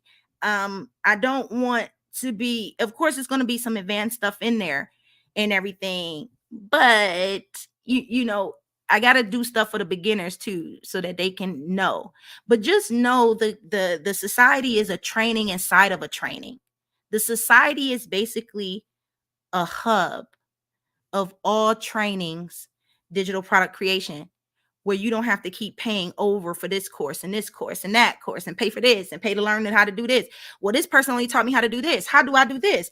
It would be nice to have it all. I built what I wanted that I wish I had. Why can't I just pay one thing or be a member of one place, and you show me how to do the Etsy, you show me how to do this, you show me how to do, you show me how to do more than just one thing. So that way I can have diversity in my store. If you teach me how to make clip art, all I'm gonna have is a store full of clip art. Who's gonna teach me how to do the digital papers and what prompts do I use? And are you gonna teach me that too? But yeah, you can learn it, but then now you're gonna go find another mentor or another coach or another program that's gonna teach you how to do that too. And that's kind of like I wanted this to be it's nothing like it, because everybody's selling individual stuff because everybody's niching, and that's cool to niche, but I broad niche. I'm not niching on just clip art or on just watercolor clip art or just on courses or memberships. My niche is digital product creation, period. We talking about templates, clip art, digital art, wall art, written info products. That's your self-publishing, those small books. Everybody wants smaller books these days. And course creation. And as a bonus, because I am a 4-time master certified digital marketer, I'm able to teach how to build your sale funnels, how to design your sale funnels, how to create your marketing campaigns. You about to get it all inside the society. And you can use, and you won't have to go nowhere else to find it. And you don't have to learn nobody else's style. So, because sometimes some people teach a certain way, and then you got to learn a whole nother style. And then sometimes the information you get is conflicting. Well, this person told me in the last course I took, they told me to do it this way. Now you telling me to do it this way. Now I'm information overloaded. Now I'm confused because I don't know which way is the right way. So, and that happened to me. And it's like, I didn't want that. But no, the society is not open. Naya's right. It's not open yet to the public. The betas had the first initial go in to this, right? At a really, really player price. A really, really down. I really lost on that, right? Because this society, I have to pay to keep it. I have to pay to use it on a monthly basis. So, or to have this. But I'm telling you, the society is massive. And just think about it. It's going to constantly grow because of the different softwares I use. So right now, also, I'm going to get into more lessons of the difference between building an email list and a lead. Just because you have a list don't mean you have a lead. And a lot of people, and that's a whole nother story. That's marketing. And a lot of people think, grow your list, get those leads. They're not leads. Just because they're on your list don't make them a lead. And a lot of people get that confused. So we're going to get into that in the marketing training inside of the society, because you need to know the difference, because you need to know who really is into your stuff. Okay. So if that makes any type of sense. So yeah, but I'm looking right now. Yep. I see. Yep. Okay, Naya. Yep. You in there. Yep. That's good. And I need to tag you right now. Let me tag you right now. DCC member. This is why I asked for them to put their emails in, so I can make sure that they labeled as a DCC member in case I want to send out information specifically for those in the group and not nobody else. And see, you wasn't tagged. So if I wanted to send group members a special thing just for the group members, you wasn't tagged as a member. And that's why I asked for the email. Okay, it's not I'm not into the spam thing, but it is to help me know and target certain messages so everybody that is not getting the same type of deals that everybody, because the community got something special coming. When the society opens up to the public, best believe my email list gonna hear about it first. The community is going to hear about it before the public hears about it. So that's why I keep making it a big deal for everybody to get on my email list and make sure you get into the community, because the very first email that drops out is going only to the community. Everybody else on my email list ain't gonna get it. Only the community members. They gonna get first dibs to get inside the society before everybody else. Why would I do that? You in the community. You got perks. You got rank. You got rank because you in the community. I'm gonna always look out for the community before the public. Even though I'm gonna look out for the public, but the community come first. But the founding betas, they the baddies. Okay, the betas are the baddies. They're paving the way for all of you. So like they're the ones that's in there like, hey, no, do this, do that. You should change the price. You should do this. Like they're creating it because it's for all of us. And they're giving me ideas and they're really very helpful in that way. So I can make something the public want, not just what I want, but like what's needed, what they asking for out in the marketplace. And I think a lot of people skimp that part. They just create products and they not asking for the feedback from the market. Like, what does the market want? Like, what do they need? What will help them?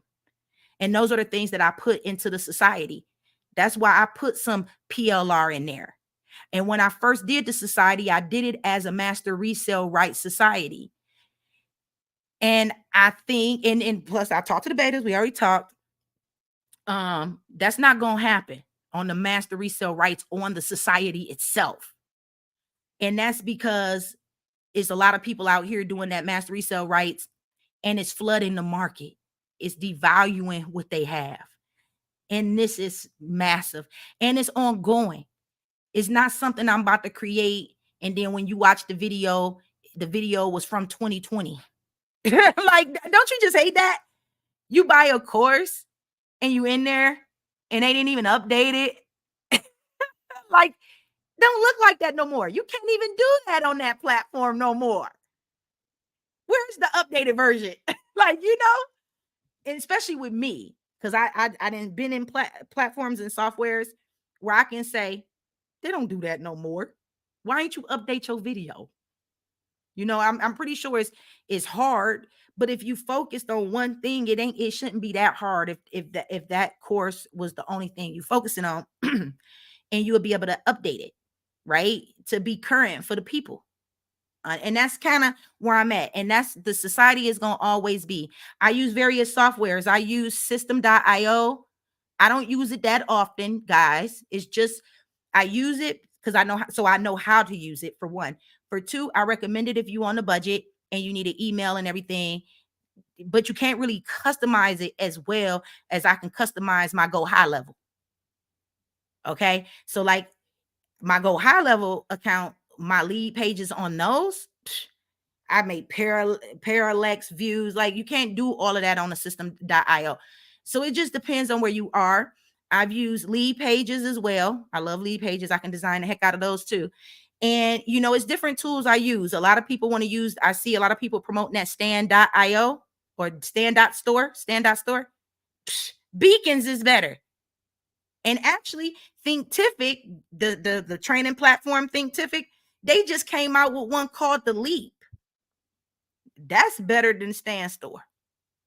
So everybody just promoting the popular thing and don't really know their options. So Beacons is better than Stand Store. And Leap, it just came in the game and they got AI to make your lead magnet and everything for you. Like, and they are created by Thinkific, which came out as a course hosting platform. So I know a lot about this stuff, and this is the kind of stuff that goes into the Creator Society, because there's a calendar in there, and when I open it up and everybody get in, then of course I'm gonna go live in there. I won't even be live out here. We're gonna be live inside of the society. Yeah, you see, Beacons, to me, Beacons is way better than Stand Store. It just is. You can scroll to the side, you can put video. It's just better. I'd rather use Beacon. That's my personal preference, but everybody want to push this Stand Store. And I know when they are following under the same person, when I see all of them got Stand Stores. So, you got to have the right systems and tools based on your bandwidth and where you are in your budget. And there's software out there that can do the same thing, and it be a lower budget. You work with what you got. Don't be out here trying to do too much until you can make some money, because you want your Etsy store. Yeah, that's because they got the affiliate part. What I say? Now, now, see, you see, I'm not even mad about the affiliate income or those types of business models, because, like I said, in the Digital Creator Society, all the business models are going to be pretty much inside of there. Okay, so with the PLR votes, Beacons is like a link tree, and if you go sign up for Beacons, Beacons allows you to use one link in bio, and it links to multiple things. Okay, so you don't have to keep changing out your link, because most bios only let you have one link. So if you use beacon.ai, I think it's .ai, or is it .io? It's AI. It's .ai. If you go to beacons.ai, it's going to bring you up on the homepage. It's for creators. It allows you to get a link in bio, one link to go to all of your products. Okay, so you don't, and then you don't got to keep changing your link in your bio. So that's what it's for. And it's so branding. You can do your branding. It's so customizable, is the word I'm looking for. And you can really tailor it to your brand and make it look nice and not bland. And then you can play video in there. You can put a media kit in there. You can put an online store in there. You got your picture on there. Like, it's just, yes. See, it's new. See, you see, Naya? Ann said it's new to her. Like, it's so many people out here that don't even know what options are available. And that's kind of what I want to do. I want to educate everybody so they know what their options are.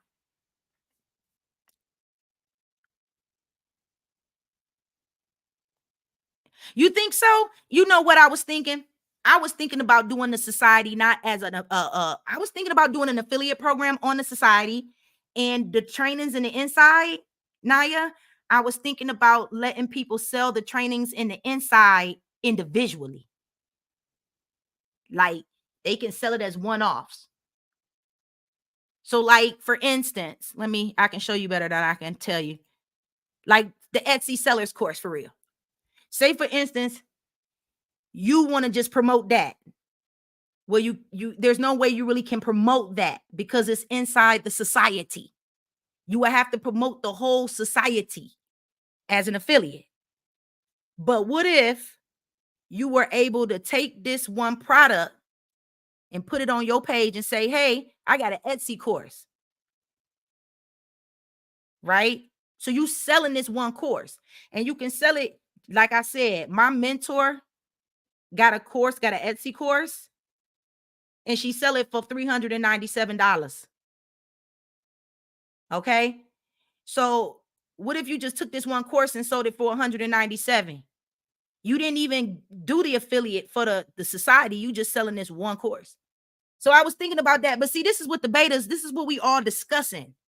We discussing ways to promote the society. Now you have to understand, the way the betas came in, the betas will never have to pay. Like, they came in because they showed, and the reason why I did this for the betas is because they believed in me, right? They took a chance on me, and I appreciate that from the bottom of my heart, right? See, I'm kind of getting emotional on the live, because I poured my heart and soul into this. So it's heartwarming to know people took a chance on me and trusted and believed in me. So yeah, that means the world to me. And by them doing so, it makes me want to work harder for them. If that makes any sense. So yeah, it's kind of emotional for me, because I know the type of person I am, and I know the type of quality I create. And it does And it does piss me off, if that's okay to say on a live, to see people throwing out crap and they making so much money off dog poo. I looked at Etsy the other day and it sickens me. Let me see when I joined Etsy. Now, mind you, I was a consumer before I was a producer. And I used to go to Etsy for all of my digital papers when I first started designing websites via HTML. And let me log in. I've been on the Etsy platform originally since 2016. Okay. I did not start selling on Etsy until 2022. So I know what this platform looked like back then. I used to come to Etsy and purchase my stock photos to go on my websites for people. And again, this was before AI. And yeah. And now I went on here and all I see is crap. And everybody's selling the same dang product because it's coming from the same dang place. And I'm looking at this crap because people don't understand the difference between a master resale right, a digital marketing business, and a private label right. It just kills me for people who, like me, are genuine and real. And some of these times I buy these products just so I can see what they funnel look like, really what they offering and what they saying. I remember in one video I saw, they said digital marketing is when you sell a digital product. That had to be the joke of the day because that's not what digital marketing is. If somebody says they have a digital marketing business, they need to be running your ads for you. A digital marketing business is the same as a digital marketing agency, a digital marketing company. That's like Gary Vaynerchuk media. A digital marketing business is when somebody can call you up, a client, and ask you to do their digital marketing campaigns for them. That's what digital marketing is. It's a form of marketing. It's a way to market. And you don't just use digital marketing to market only digital products. You use digital marketing to market physical products too.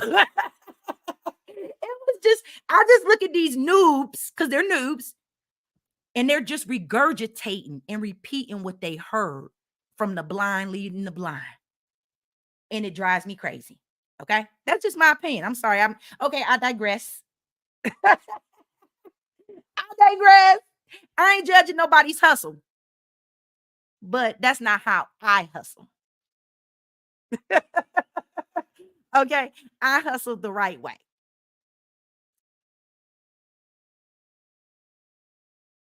With the minimum. I know, Lynn, you be on it, Lynn. So many of them MRR courses being sold on Etsy that are literally the same. It is. And you know how I know? Because I paid for them just to see if they were the same. Now, it's one thing to buy a private label rights product or MRR product. It's another thing when you need to make it your own. Like, you got a lot of people because everybody looking for the quick buck. And that's why it's not going to last. It's not a pyramid scheme. It is a legit business model. Yes. Everything about that business model is legit.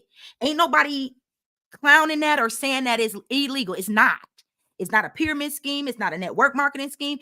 A master resale rights business is a real business model. And so is PLR. And it's not new. It's been out for years, y'all. It's been out since the 90s. 1999, they was doing PLR. Back with Yarick Silver. Look him up. Yarick Silver.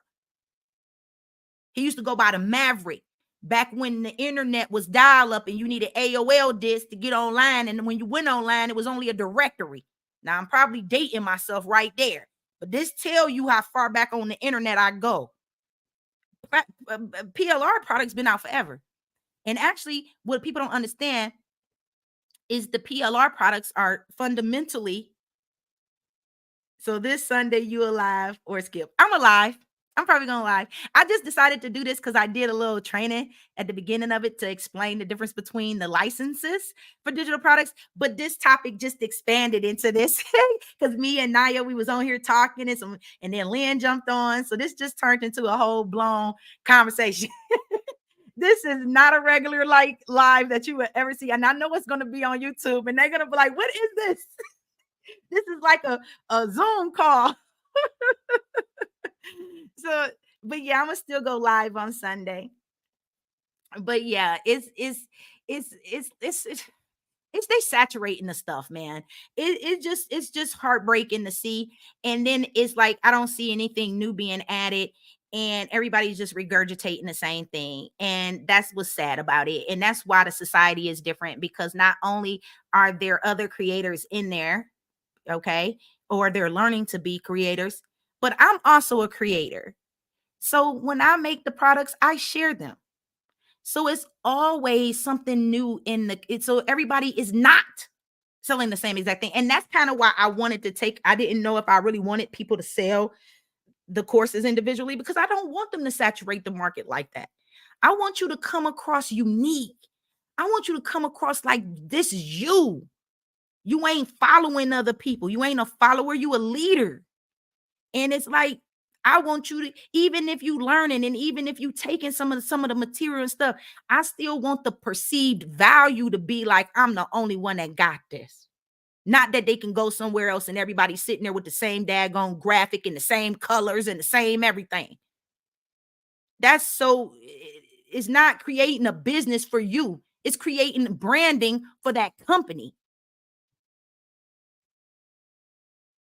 Like, so all of that digital marketing stuff you see, it's all their brand though.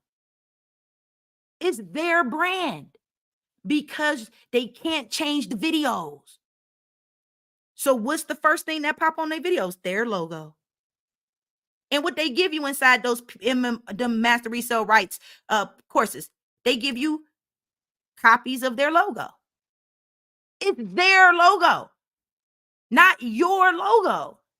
Like, so it's like, if you're going to do it right. I'm all about owning your own SHIT. I don't know if I can say that on a live, but I feel like God blesses the child that got his own. Okay? But that don't mean you can't grab inspiration, and that don't mean you can't learn from somebody to make your own and to do it faster. It's just a lot of people lazy. They just want to get in there and get the quick buck and resell it. And that's how they sell it. Well, you don't have to make it. And no, I can teach you how to save time and still make your own and own it outright and do what you want with it. Because at any given time, if them people decide to change their master resale rights or change that course or that software and everything like that. Plus, if you think about it, you build in their email list. Look at the way the funnel is built. For anybody that you can sell the course templates and the scripts, that's true. But anybody that's going into the master resale rights, and believe me, I know because I paid for it. So I know what's inside. You know, I what I expect or inspect, or what I expect, I inspect. So I went to go inspect. And I paid to inspect. And they got my money. That ain't no problem. I don't even want it back. I just wanted to get in and see what this be like. So I went in, and from the funnel, you buy the master resale rights, but you gotta send an email, which kind of like I was gonna do with the digital creator society, because I do know that business model and it is a good business model, but I do know the workings behind it and the mechanics of it, right? So when you send your email to, you got to send the email so that person can get access for one, because by them owning the platform, only they can add the person in, because you don't really own it. Remember, you're reselling it like you own it, but you don't. So you can't go into the back office and log them in. So that's why they got to send the receipt to them. But when they do, guess what else they get? They get their email list. They get their email because they had them email the receipt. And you don't think they capturing all of these emails from everybody who's selling? Come on now. You got to be realistic. Because I know I would. I would. It ain't nothing unethical about it. I got to send them an email. I got to send them an email because I got to add them to the course you just sold them. So, and we want to give it to them because then that's going to make you look like a shady dealer. And now just imagine that. That's the flip side of it. What if somebody is shady? These people then paid you, the money to get in. They emailed a receipt and the person never let them in. And it ain't nothing you can do about it because you don't own it. Like, I mean, it can work a lot of different ways. Depends on who running the show. And I don't think I didn't want to. I thought about it over time. After the betas came in, I thought about it. I said, I don't want it like that. I don't want my people to feel like that. Or because I'm smart and I'm savvy. Now, to people who are new to the game, might not even realize that's going on behind the scenes, right? And it ain't really a shady practice. That's how business is done. But it's only get shady if they don't accept the people into the program after they done paid. And then that doesn't seem to be the problem. They seem to, one specific peoples I know, they do put you in. Like they're not shady. They're doing everything right. It's just that I don't know if I want the society to have that kind of model. And because it is very valuable, and I do believe it's more valuable than theirs, but that's understandable because theirs is only focused on one thing and mine's is not. I have a design question, just because we have been looking at your Etsy homepage for a while now, but correct me if I'm wrong, which I am a lot of the times. Hold on, y'all. I gotta throw it up here so I can read it, so y'all can read it. Hey, I'm starting to learn how to use some stuff. See, that's how it looks for me. I can't see your name and stuff, not unless you approve the app to do so. Okay, so let me move this slide thing out the way.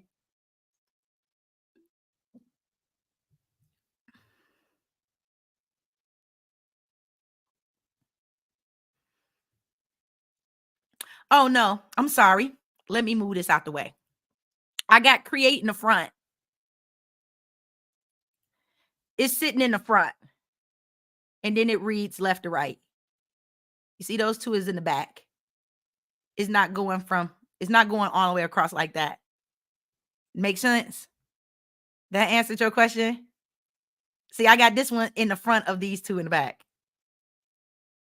Did any of y'all take it like that? Like it was supposed to go in order from list, create, then sell?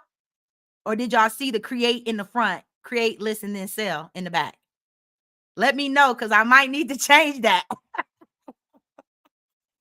Put the create first because that's what you do first. And if I put create over here where list is, it typically cuts off the word because the word is longer than the word list. Yeah, the front is the beginning. That's yeah. But that's a valid question. That's a valid question though, Lynn. Because if you was reading it from left to right like that, even though wasn't that, I didn't intend for that to be read like that. Because see, what makes sense for me as a designer, somebody else that's not a designer is probably just reading it from left to right. But that's why I put like the create first, because that is, and then I didn't want it to be cut off because I did try to put create over where list is, and it cut it off. And I'm like, you know what? I should put it in the front anyway. So I kind of put it in the front of those two and kept that one in the back. Oh yeah, and I designed my pieces, and my mentor actually has all of these pieces. Oh my gosh, she's awesome. She's one of my mentors. I got multiple mentors for different things, guys. Even mentors and coaches. We even got mentors and coaches. Okay. Just because I'm a coach and mentor don't mean I don't got other coaches and mentors. A wise person knows that they don't know everything. And I don't know everything. I can still learn. An old dog can learn new tricks every day. And I'm not that closed minded where I can't learn something new from somebody else. Or they might have thought of something I didn't think about. And I'm like, dang, I didn't even know we can do that, you know? Ain't nothing wrong with having more education and more knowledge. They can take a lot of things from you in this world. They can take your income. They can shut down your Etsy store. They can do everything. But once you learn how to make money passively, and once you learn how in your mind and learn how to make these digital products, they'll never be able to take that from you. You can always start over and get it again because you know how. And that's what I'm about. I'm about teaching you, not fishing for you, but teaching you how to fish too. So I got some products in the society for you to use to help. But say, for example, you was learning how to, let me get up here on these slides. Let's say, for example, you was learning how to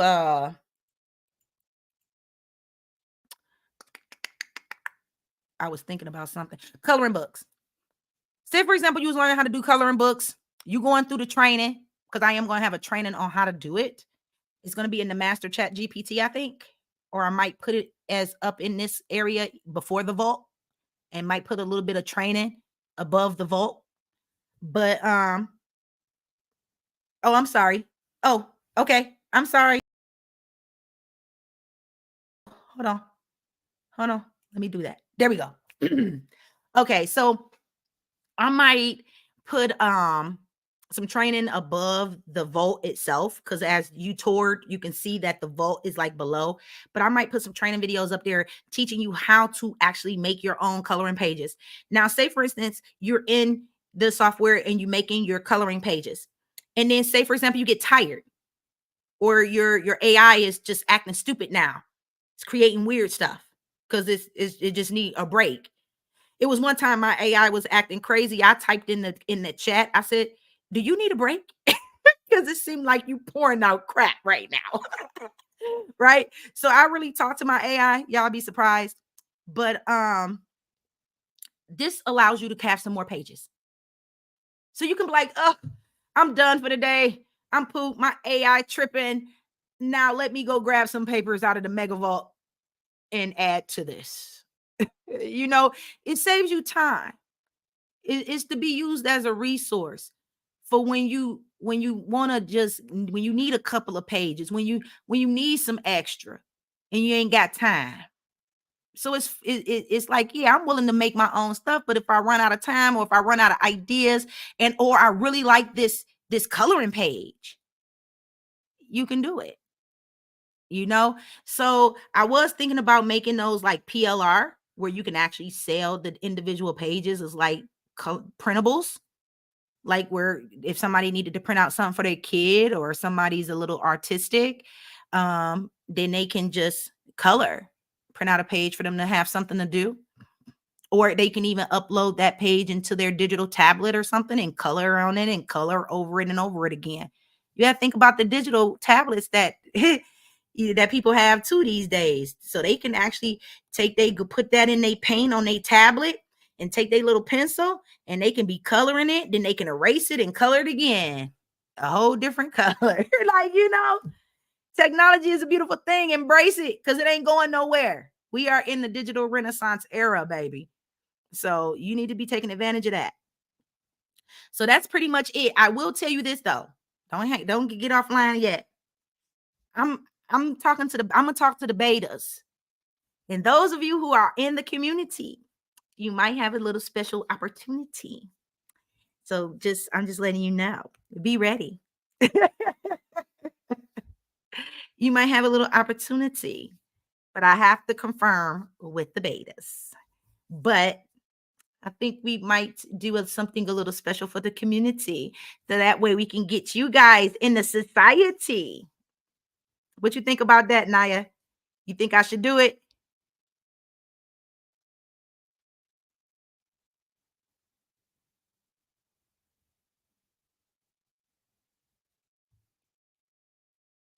I swear I should. You like, yeah. Yeah, I'm thinking about opening up. I think it's enough. It's about to be enough in there. Let me finish Etsy. Or do you think I should, Naya, since you're not in the community, okay? I mean, you're not in the society. Lynn, you can't answer. You're in the society. But Naya, since you're not in the society, how would you feel about actually coming into the society now, even though you know everything isn't loaded?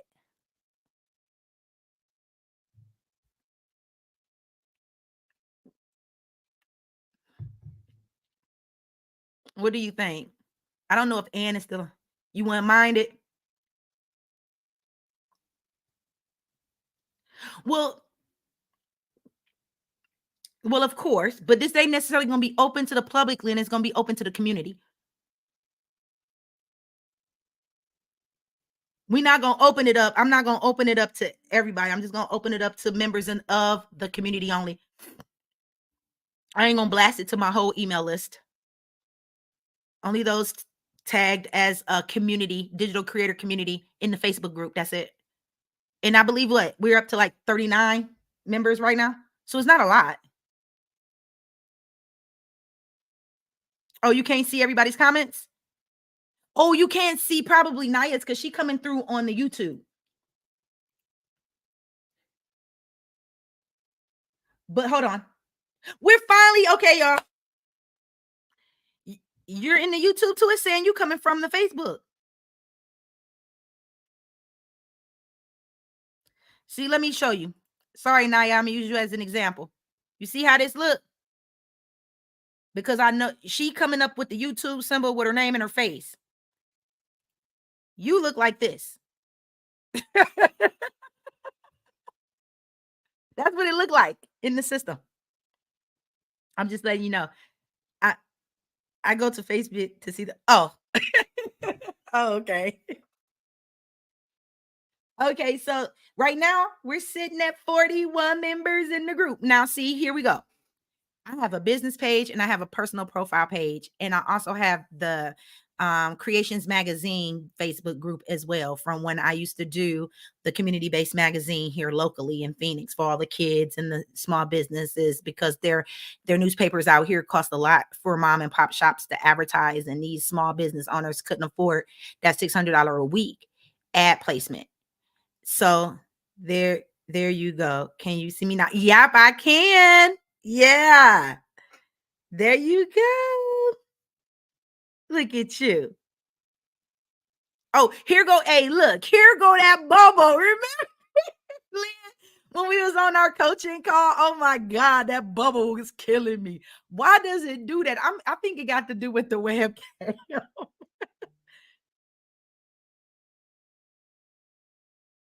Oh, was she in Naya? She done jumped over into she then jumped over into YouTube. And then Naya then jumped over into Facebook. But I am going live in the group. Right now, I'm going live because, okay, look, y'all, I'm not going to be able to use this software, and I love it. It's called StreamYard, guys. This is fire. Anyway, it won't allow me, I guess, after April, in case you wasn't aware, after April 22nd, Facebook is no longer going to allow third-party apps to stream inside the groups. Okay. And I knew this was coming already. That's why I made the community to the society not on Facebook. Okay. So I'm telling you, I work strategically and I look up a lot of stuff. I'm into this industry deep. So I read everything. I tell you, I read more than I watch TV. So listen, on the 22nd, no group across the whole of Facebook is going to be able to use a third party app inside the group at all. Period. None. So you might be seeing a lot of groups. If you're a part of other groups, it's about to change the game to the groups on Facebook. I don't know what they planning on doing though. But I know it wasn't the 22nd yet. It's April the 18th. So I wanted to go live at least in the group at least one time. So right now I'm on my Facebook profile, my personal profile, I think. Am I on my personal profile? Is this one? I don't know if I'm on my personal profile or not. No, I'm on my business one. Okay, I'm on my Facebook business page. I'm in the group, in the community, and I'm on YouTube. I'm streaming in 3 locations simultaneously. Explain what mean? Talk to me, Lynn. Talk to me. And I'll give you the answer. And I ain't even gonna lie, I'm probably gonna delete this off of the YouTube channel.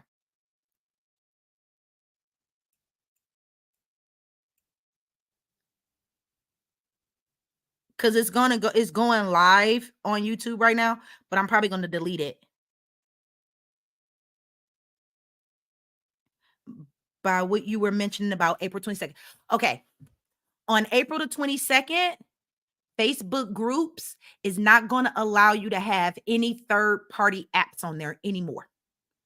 So I won't be able to use this software to stream and show you all these beautiful slides and stuff. And anybody that's using OBS, because some people use OBS, which is a free software to live stream inside of their groups, they won't be able to use it no more. Starting April the 22nd. That was a Facebook announcement. I'm also a Facebook developer, so I get developers announcements. I used to create frames and stuff for Facebook. And I used to create back in the day when you remember you used to log on to a Facebook page. It used to be like a little graphic that say click here to like my page and do this. I used to make those too. I used to make MySpace layout pages. That take me way back. So I've been doing this for a long time. But like the gender reveal, I know you said wait until we got a major one published, but the gender reveal I think is kind of major. Oh, you're welcome, Lynn, anytime. I had a MySpace too, and my layouts was fire. I used to change them up like every week. People be like, where do you get your layout from? You want to buy one? I'll custom make it. So it was nice. I made a little bit of money through MySpace doing that. And at school. I used to do their MySpace pages. And I didn't even know what I was on to back then, for real. I didn't really understand how far ahead I was of my time. Like if I only go back in the day and tell my mama to look up a domain name. I had certain pieces to the puzzle back then, but I didn't have it all because I was young. I didn't know it all, but and my mom, my family ain't coming from, an entrepreneurial background. Back then, you go to work and you get a job and you work for 40, 60 years and then you retire and die. That's just how it was.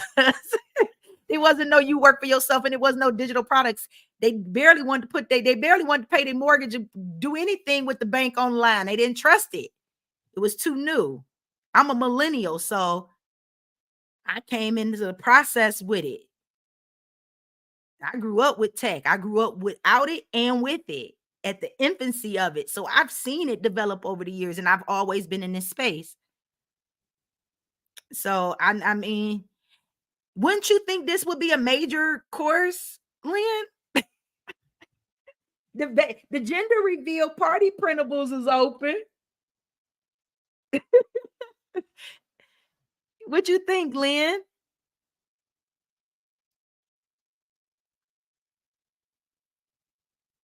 Because you don't think that'll be enough?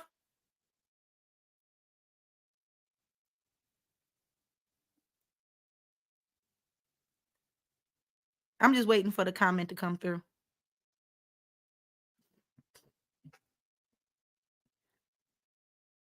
And then I can do branding type of stuff, y'all. I can put banners up. I can put what y'all say up. That's so cool. Like they about to get rid of this in the Facebook group. We'll still be able to do it on the Facebook pages, profiles, and YouTube.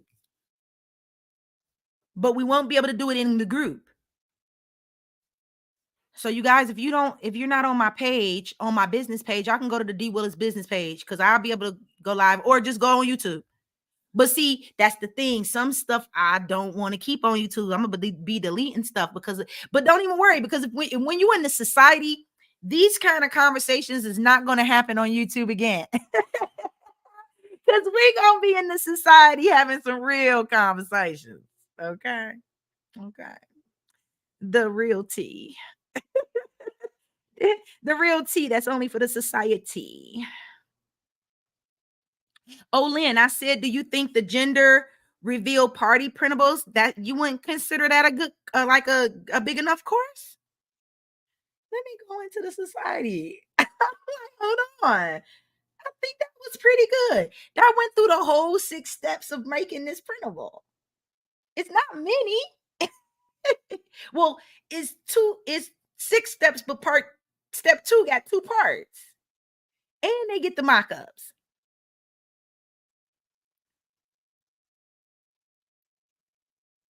Yeah, I probably be able to once the video, if I was to record live and keep the video up, I probably could share the link into the group. But the thing about it is the way the algorithm is set up, Facebook don't like to promote videos that's not theirs. And see, that's the thing. That's why they trying to kick out all the third party apps now, because they want you to use their live. They want you to be on your phone and to go live directly on Facebook. Not understanding that we like to have software like this. Some people don't want to just pop up their phone and be in their phone. Like, they want a long, like, type of presentation, be able to throw comments up and go through a slideshow and, do stuff like that. You can't do that with your phone. I mean, I think you can, because I see people put stuff in the background behind them and you see, but it's no, I'm old school.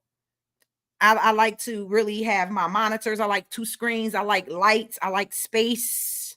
And I want you to see the whole graphic on the screen. I don't want you to see part of it and I got to move it around so you can see. No. What confused you at first? Yeah, it's like this phone is small, man. You should see me when I be laying in bed at night trying to watch YouTube or watch something. Guess what I do? Samsung connect to the TV. So I'll be on this thing trying to turn it. I'm like, I can't see that. And I'll be trying to zoom in to see.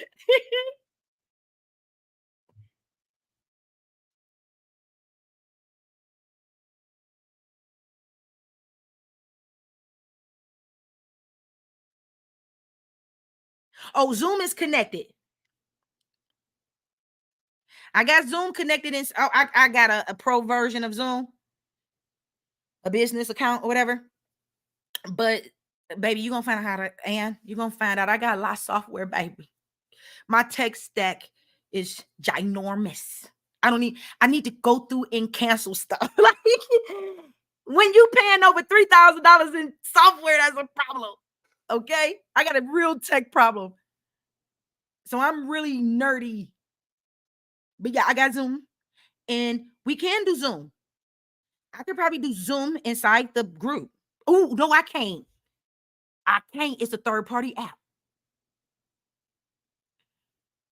It was, yeah, because I remember the thing came up, told me to disconnect my Zoom already. I already disconnected it out of the group, but I would have to do it through. But like the community, I mean, the society is connected to Zoom. So once y'all get into the society, we can go. I can stream right inside of there. Hold on, let me show you. I'll share my screen so you can see. Hold on, share screen, share screen, share party printables screen. Okay, this is what I was looking at. This is done. It's 100% done. Step 1. Step 2. Step 3. Well, step 2, part 2.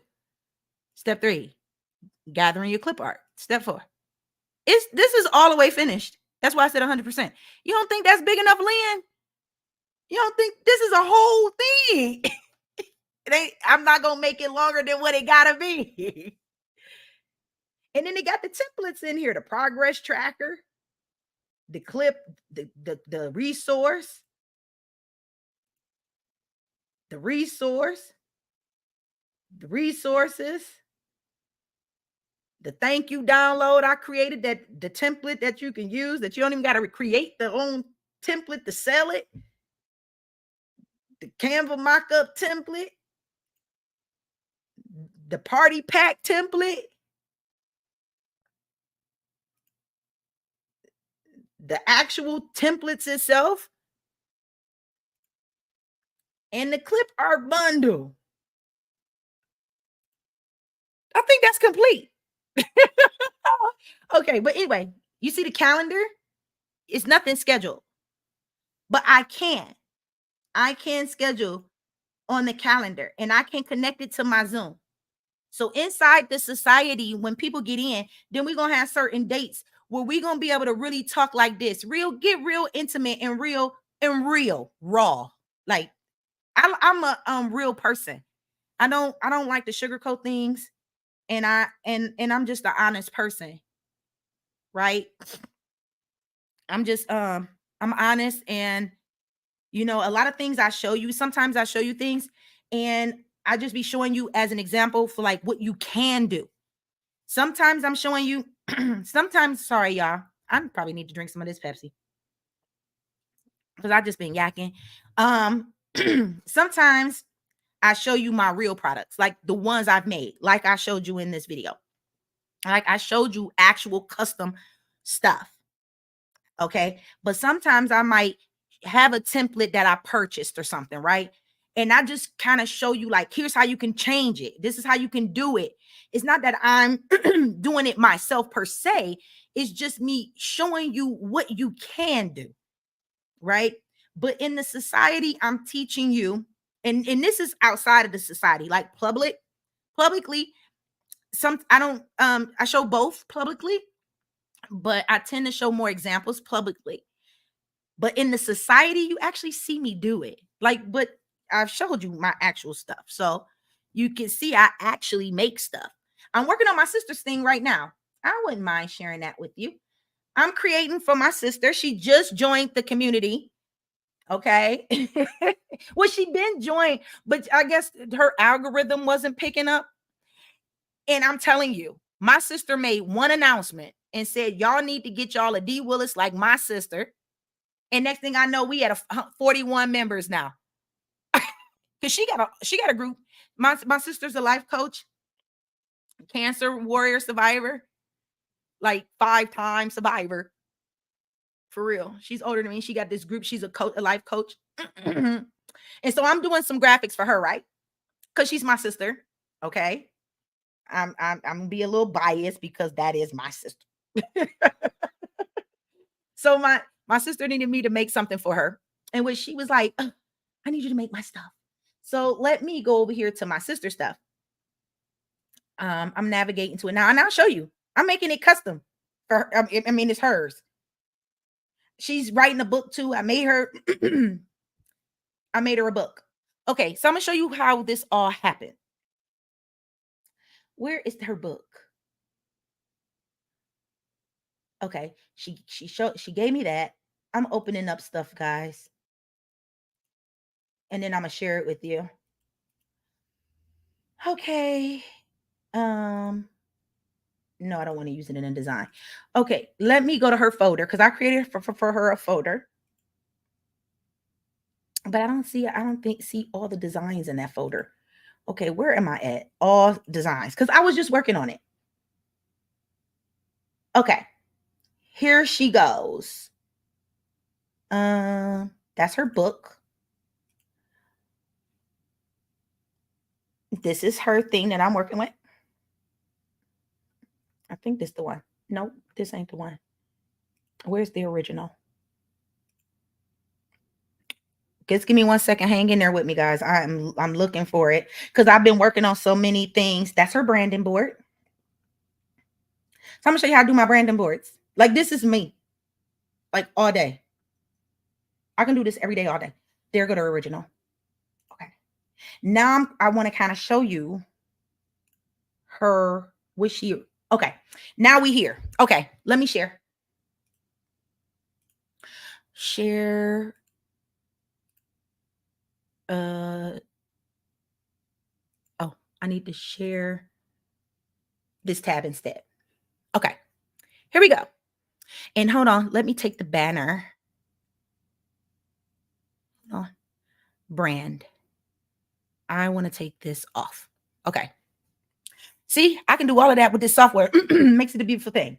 Now, here go my sister's graphics. Now, I custom made these. Okay. All of these are AI, babe. All of these models, this stock photography here, that stock, I can sell these. Okay.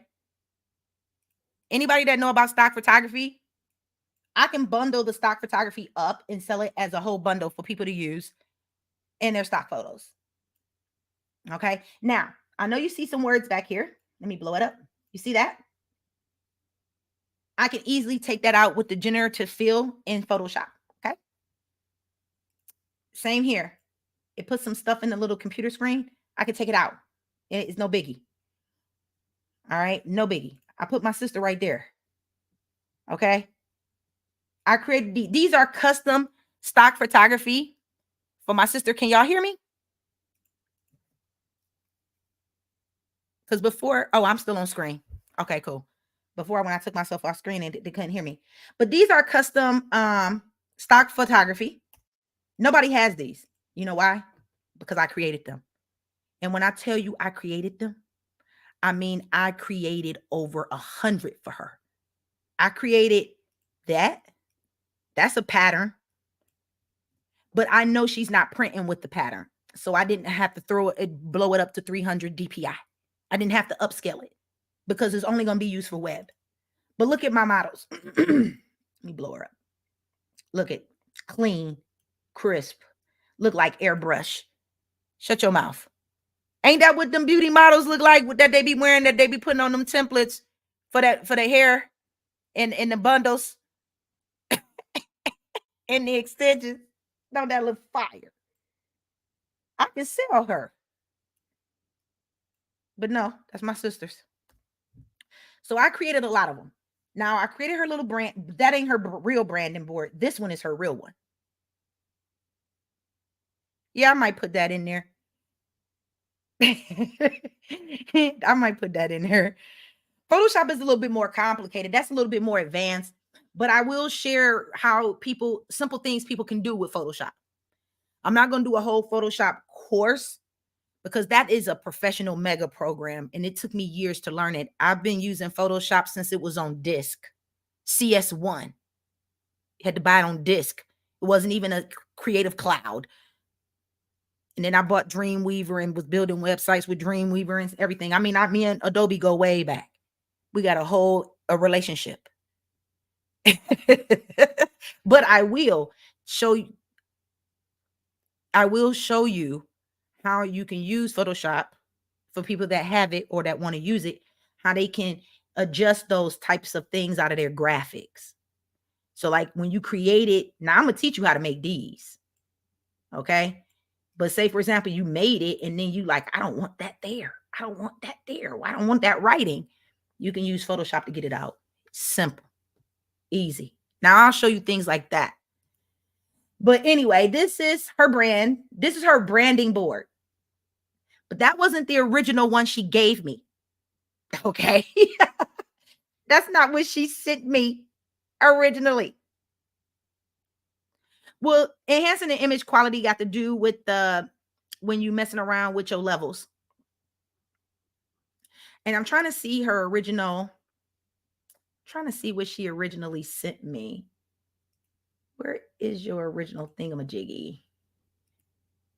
I'm popping around the place. Give me 1 second because I'm looking for her original, which she originally sent me. I was like, what is this?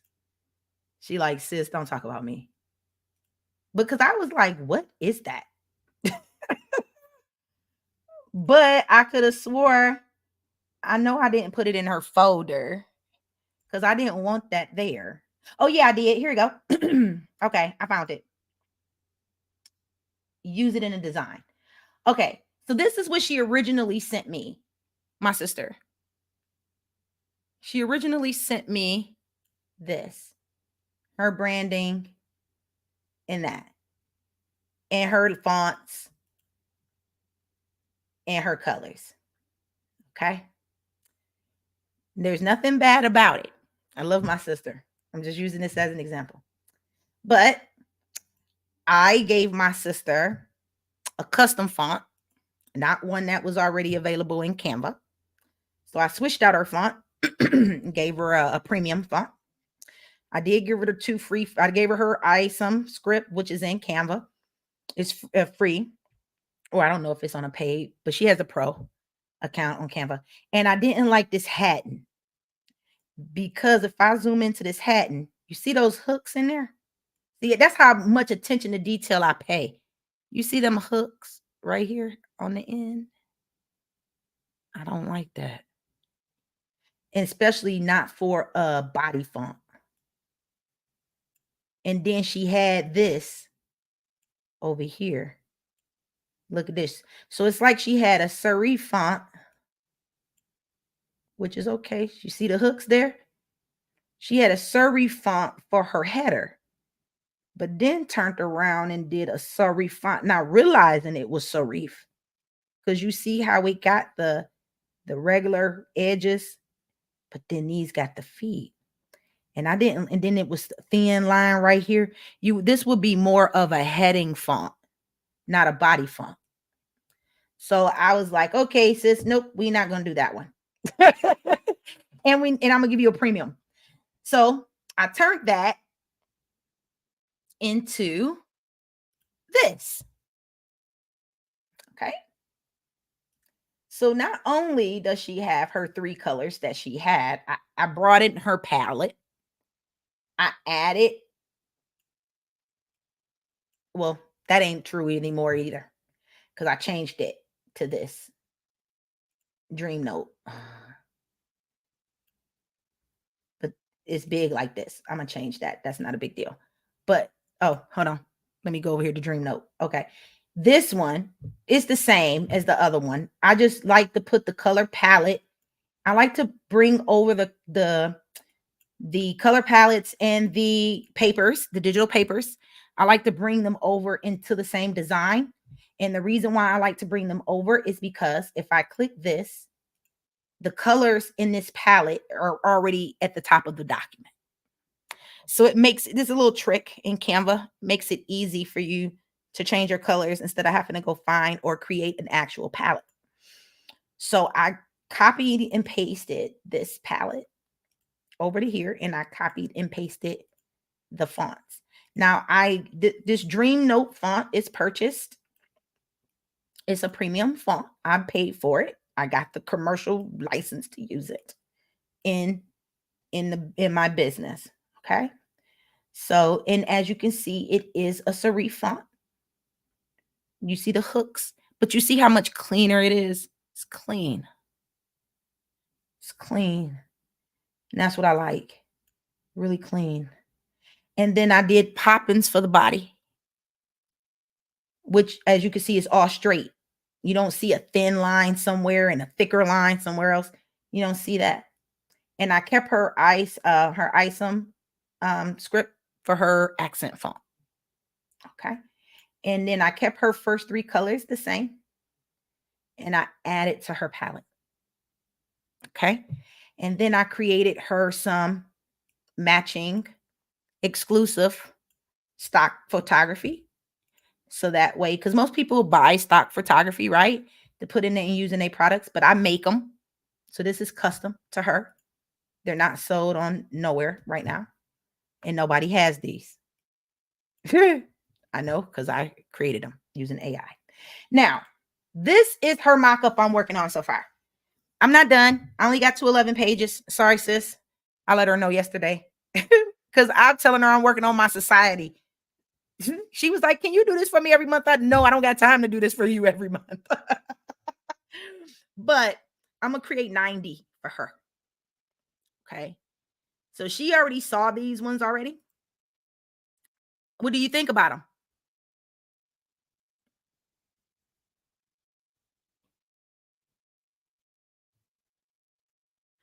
Oh, okay. So you're talking about the TTF fonts and the OFT fonts? One is used for web and one is used for desktop.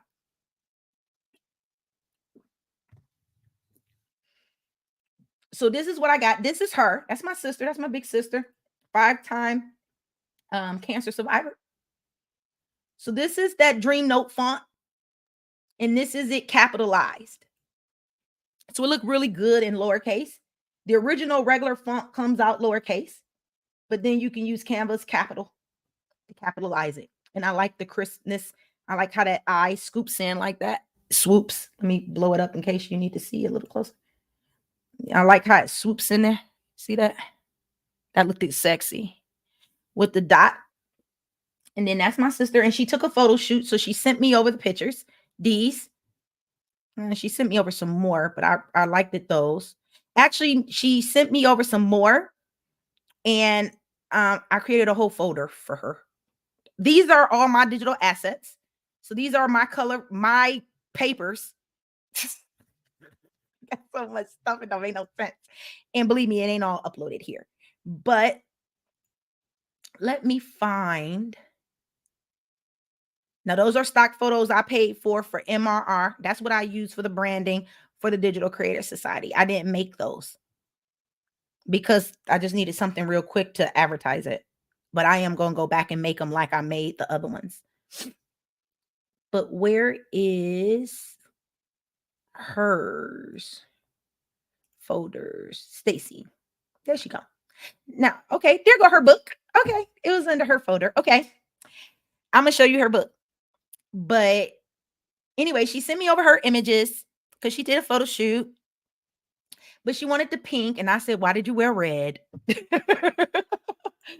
She was like, I know. But pink is her favorite color, as it is mine. So I created this for her. And I also created these backgrounds for her. It's called ink. Okay, so I did create some ink for her. And of course, I created this metallic looking pink, created it in Photoshop. And that is a digital paper. And that's why I got the digital paper at the top. So you see how we got it at the top up here? I cropped it I just made it into a littler square. So look at this. I will copy this, scroll down here, and say I want to put it in the relationships. I would paste it.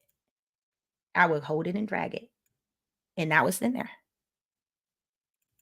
And then what I would do if I wanted, you see how big I blew it up? So you can see the crisp lines. Okay, so if I want to make it tighter,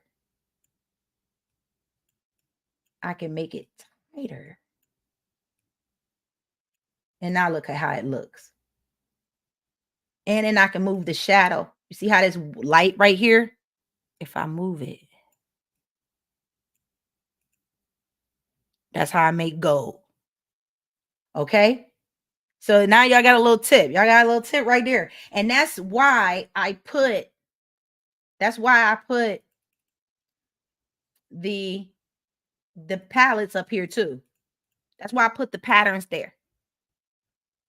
So I can just paste them right into place. And I don't have to come over here and go through folders and try to find them and stuff. Make sense? Hope it makes sense. So what I'm going to do is I'm going to backspace all of this. Okay. Because this is her real one. I'm not done with it. So she don't have a link to it yet. So that's cool. But I did download it as images and send it to her yesterday. So she was like, I love it, sis. So then I'm making her little coaching thing. So it says, meet your coach, 12-week vision. How would you like to work on each area of your life? And then here go a testimonial. Now look at her. Ain't she a baddie? She is AI generated, baby. I made her using AI. She look real, right? I don't buy stock photography much anymore because I can make it, not unless I'm pressed for time. Okay. But for hers, I wanted my sister to have nothing but the best. And so this is where she could put a testimonial. Now, the good thing about this is there for stock purposes, just to show her. But if my sister wanted to and she has one of her clients, she can go grab her client and really toss her real client in there and take the picture out. It's not a big deal. It's just there for show, to show you what you can do. Okay. That's what that is. And then this one is, it says, you are a warrior, sis. You are a warrior, sis. Ooh, well, let's spell it right. So that's what that says in the background. It's just a repeat. You are a warrior, sis. My sister always say the word sis. She's like, hey, sis. You don't know if that's their real sister, her real sister or not. I'm her real sister, though. I'm her real one. She ain't just calling me sis. I am her sister. But that's what it say. You are a warrior, sis, because she survived uh, breast cancer. And then this is her book cover. Okay, this is her cover. Now, this is what I created. I created this book cover. This is her new book cover. Now, if she wants to keep it, I don't know, right? But this is the book cover she gave me. That's what she was playing with. She was playing with this one. I don't know if somebody did it for her or if she did it herself, but this is what she sent me. And she said, sis, do your thing. I said, okay, that book cover getting remade. But this is going to be her e-guide, her ebook. I don't know if she's going to do KDP or nothing.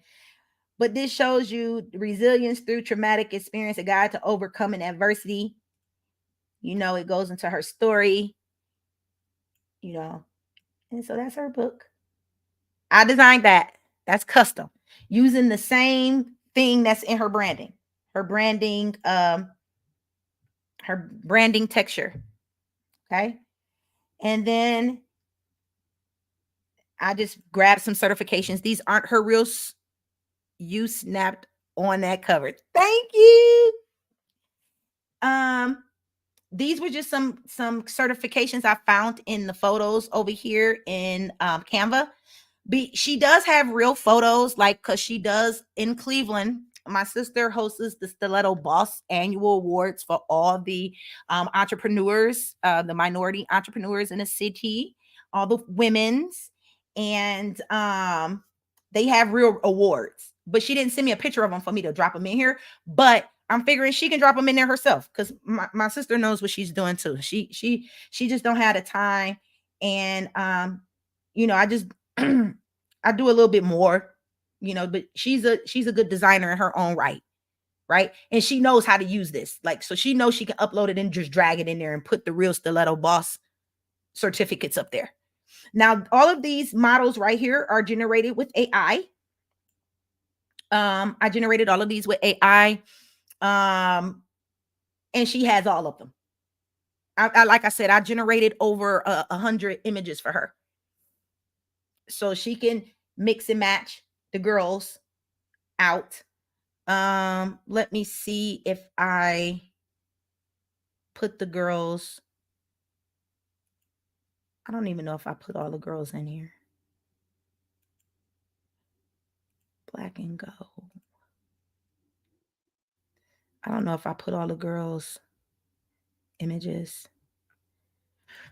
I could have swore I did, but I probably didn't. It's so many, because I have I also have a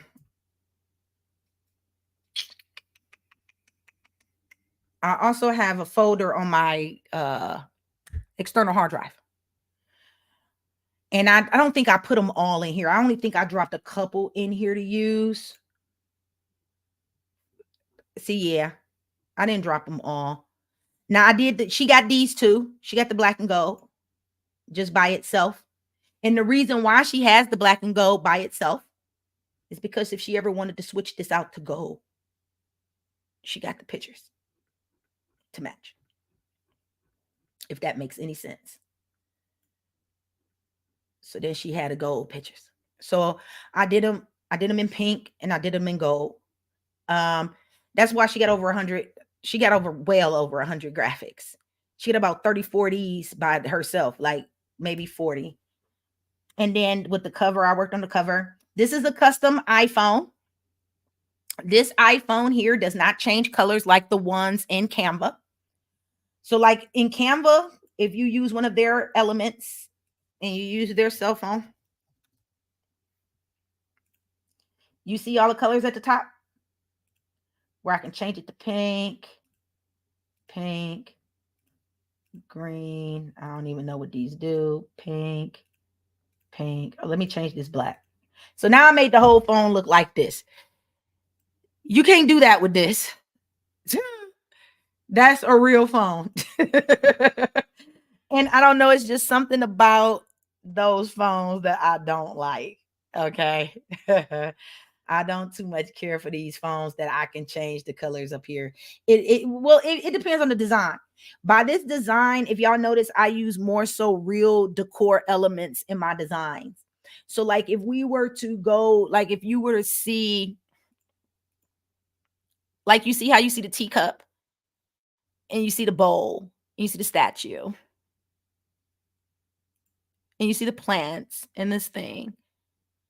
My style is more real. Where this style is if you were doing flat art, like flat images that use like flat stuff, then that would look right. But here, ooh, and I don't like this. I'm gonna have to go back in here and put a border. But anyway, now that I'm looking at it. But anyway, it's her private coaching session, and I put her in here and I put that diamond thing on her. Now, see, the trick with this is when you put an image on here, it's going to change, right? So I don't want it to change to this image. So what you want to do is your cursor is on it. That's what's making it go in here. Now, if you take it from the back and move it where your cursor does not land on the photo, you can place it.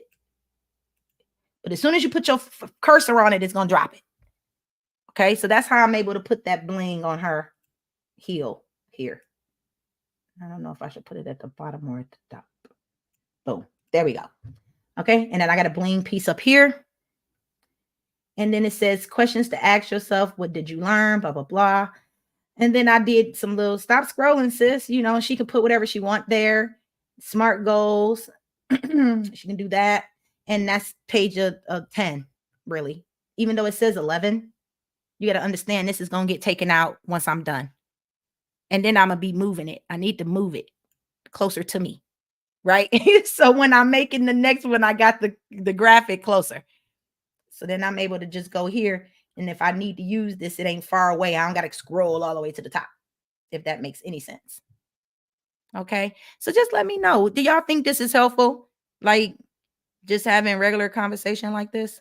Because basically that's what's happening. I need that for my real estate business. Thank you. Yeah, I think this is nice. Like, I don't want to be like that kind of person that be like, oh, I have everything planned out and stuff is scrolling across my screen. I'm a real person. I want to have real conversations and solve real issues. Branding, yes. Yes, yes, yes. You should have seen when she sent me those 3 colors. I'm looking at that like, what's this? What am I supposed to do with this? I said, I got you, sis. I got you. Oh, and I didn't even know if you noticed. Let me do that again. I don't even know if y'all noticed that. But if you did, let me know. If you did, let me know. Hold on. Share. Did y'all notice this? How I did her color palette in Cancer ribbons? And then I gradiented it, made each one a lighter version so she can have a variety of colors. Did y'all notice that? Yeah, I put her color palette. When she saw that, she was like, that is so cute. I didn't give her a regular square or a circle. I did her Cancer ribbons for her color palette. I thought it was awesome. Oh, and I gave her a little phoenix. That phoenix went on her branding board in the back. You see that? It went over her typography. That's her logo, the warrior coach. I put her little bird in the back on it. Oh, you can't even see it. Hold on. I know you share. I'm just talking like you can see it. I put her a little warrior thing on the back. Yeah. Can I ask a weird question? Okay, go ahead. Somebody walking in here. I don't know which kid is that. Can I ask a weird question on what you designed? What do you mean?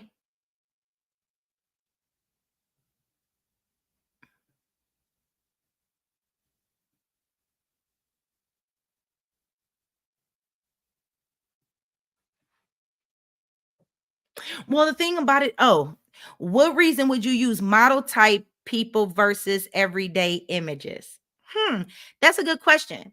In this instance, for her brand, the way she wanted it done, she wanted boss girl, boss lady. And that's why in her brand, share,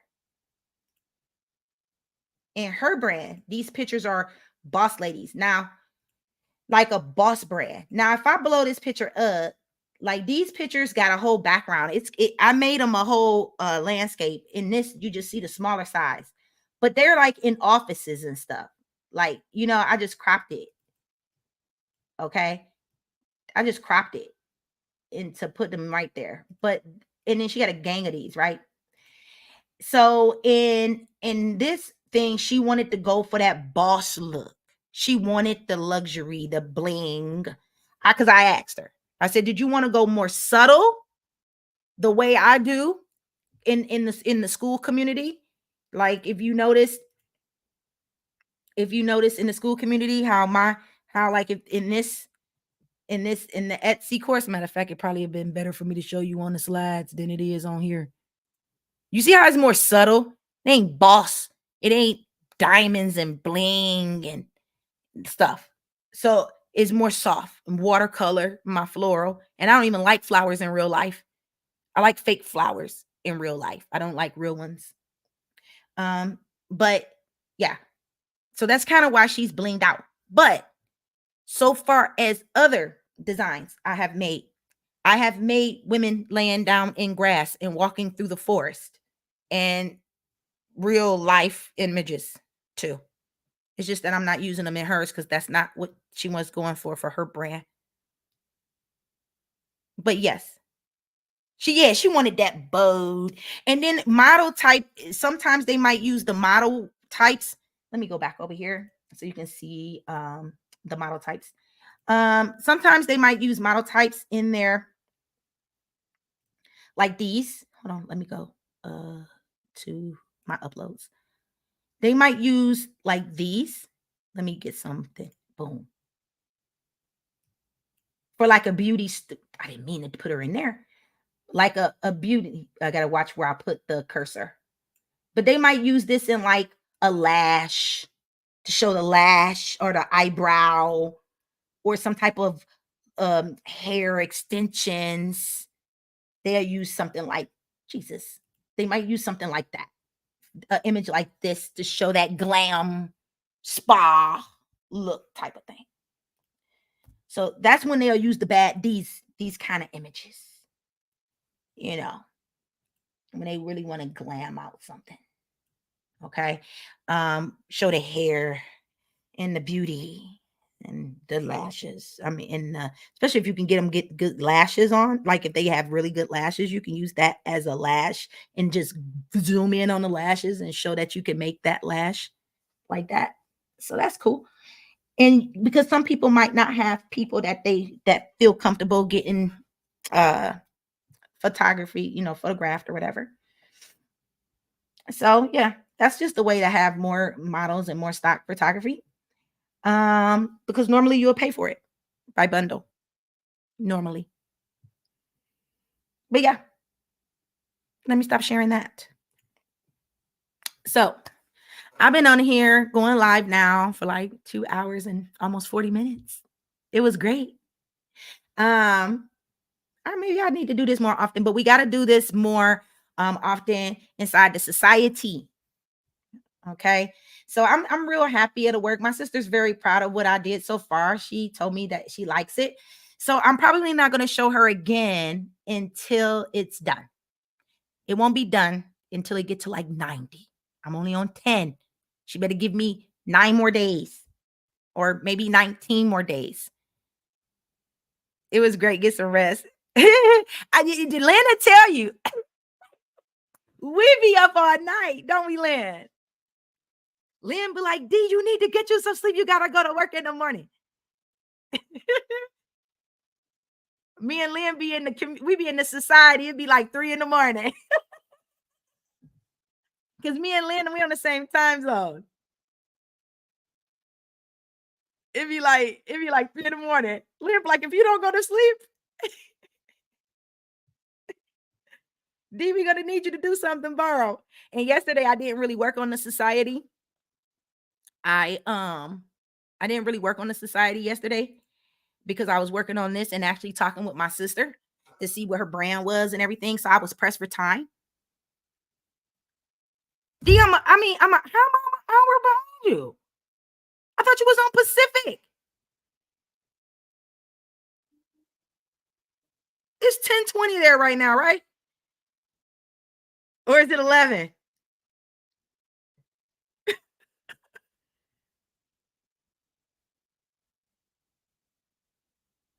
Ooh. Ooh. Yeah, it's 10. I'm on California time right now. Because Arizona, oh, you're on the East Coast. Ooh, Nadia. 10, 11, 12, 1. It's 1:20 a.m. your time.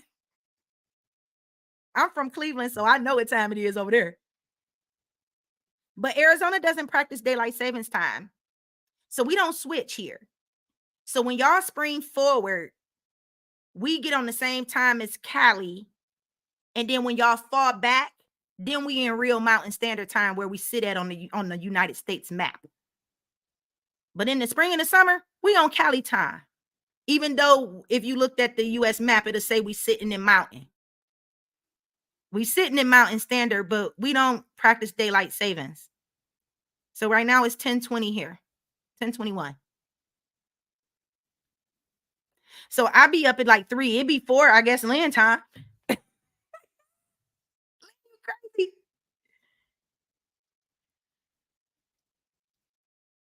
So yeah, we got, see, Naya, let me ask you something. Oh, your province doesn't practice it either? Oh, okay. Naya Lynn is in Canada. Okay, Naya, you've been on this live. You've been kicking it with me and Lynn like we be kicking it in the society. Why ain't you a beta?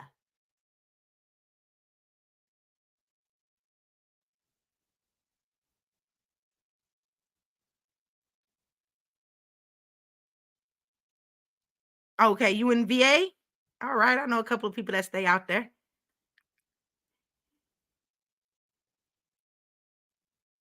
My little cousin went to college out there.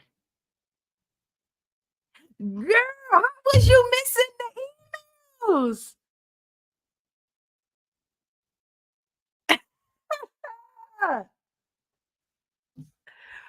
Wow. Yeah, you would have had a nice time with me and Lynn in the community. I mean, in the society. But it's see, in this, the reason why I keep saying community, y'all. I mean, I don't want to confuse the Facebook community. But inside of the society, we have a community tab. So that's why I'm like, we be in the community, but we in the society, in the community, inside the society. It's a separate community. It's an exclusive community, but it's in the society. And that communities tab is that's why I keep saying we was talking in the community, but not in the Facebook community, in the society's community tab. If that makes sense. Yeah, you should have been with us. You need to be with us. You look at you giving us ideas and stuff already. You like, why don't you do this? Maybe you should do this. See, that's what the betas was for. That's exactly what the beta was for. You would have came right on in. You'd have been blended right on in with the me and Lynn. I mean, there's a couple other people in there. Miss Chevy, she think that's the one that said, I mean, y'all be talking, you and Lynn, I see you, and I don't comment because y'all just so advanced. She said it be seeming like y'all speaking a foreign language. But see, she knows me in real life. Like she can drive to my house. Like, so Yeah. So she knows me and she knows like me personally. So she was like, I'm down because I already know what you can do. So she jumped on board, not knowing nothing. It's crazy. It's just so cute that she's so green. It's hard to find somebody that green. I mean, now we get newbies, news, but they know something. Nah, mm-mm. She is completely green. And it was just so cute to hear her ask the most basic of questions. But it's like, I really enjoy answering her questions. Like, oh, I forget they don't know this. Like, look, Liam been, hey, but Liam been absorbing some content. Liam been on it. She clicks stuff. I see where she at inside the society. I can see what she done went through. Lynn waiting on me to post that next Etsy video.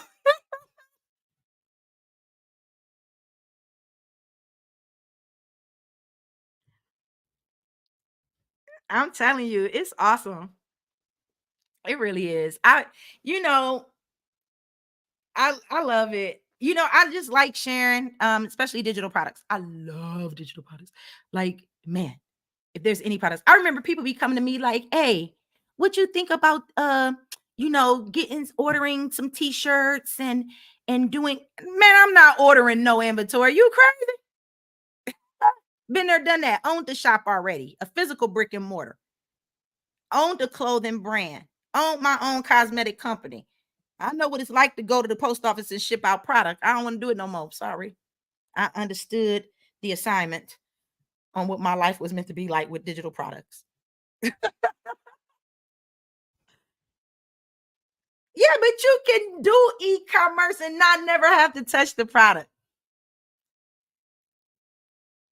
But I mean, I've done so much over the years. I have all of these experiences. So, and then there comes a time where you just got to find out what you want. And sometimes you don't know what you want until you do it. So sometimes it takes you to do it to know if you're going to really like it or not. Because people be like, I want to open a store or I want to do this, do it. Well, what if it don't care about that right now? You won't know if you like it for real until you actually try it. So you got to dip your toe in it. And then at that point, then you can determine, nah, I don't like this. And that's how I was in the beginning too. And people used to always say, you switch your businesses, you switch ideas, just stick to one thing. No, because when I did it, I realized I didn't like it. Time to move on. I'm not about to stay doing it. Like it don't make sense. You need to move around and find the things that you like. And you ain't gonna find it until you do it. You might write the book and be like, I don't never want to write another book again. Or I don't want to finish this one because I don't think I like this process. Like I don't like it. So it's not gonna be something that you're gonna stick with long term. So it's not no point of doing it. You got to find the things you like. And the only way you're gonna do that is to try. So you got to try. And then over time, you need to start thinking about what you really want too. What do you want as the end result? Because sometimes people start businesses and their businesses are not aligned to what they really want in the beginning. So if you already know, look, I want that laptop lifestyle. I want to be able to travel and still make money. Then you have no business keeping inventory in your home.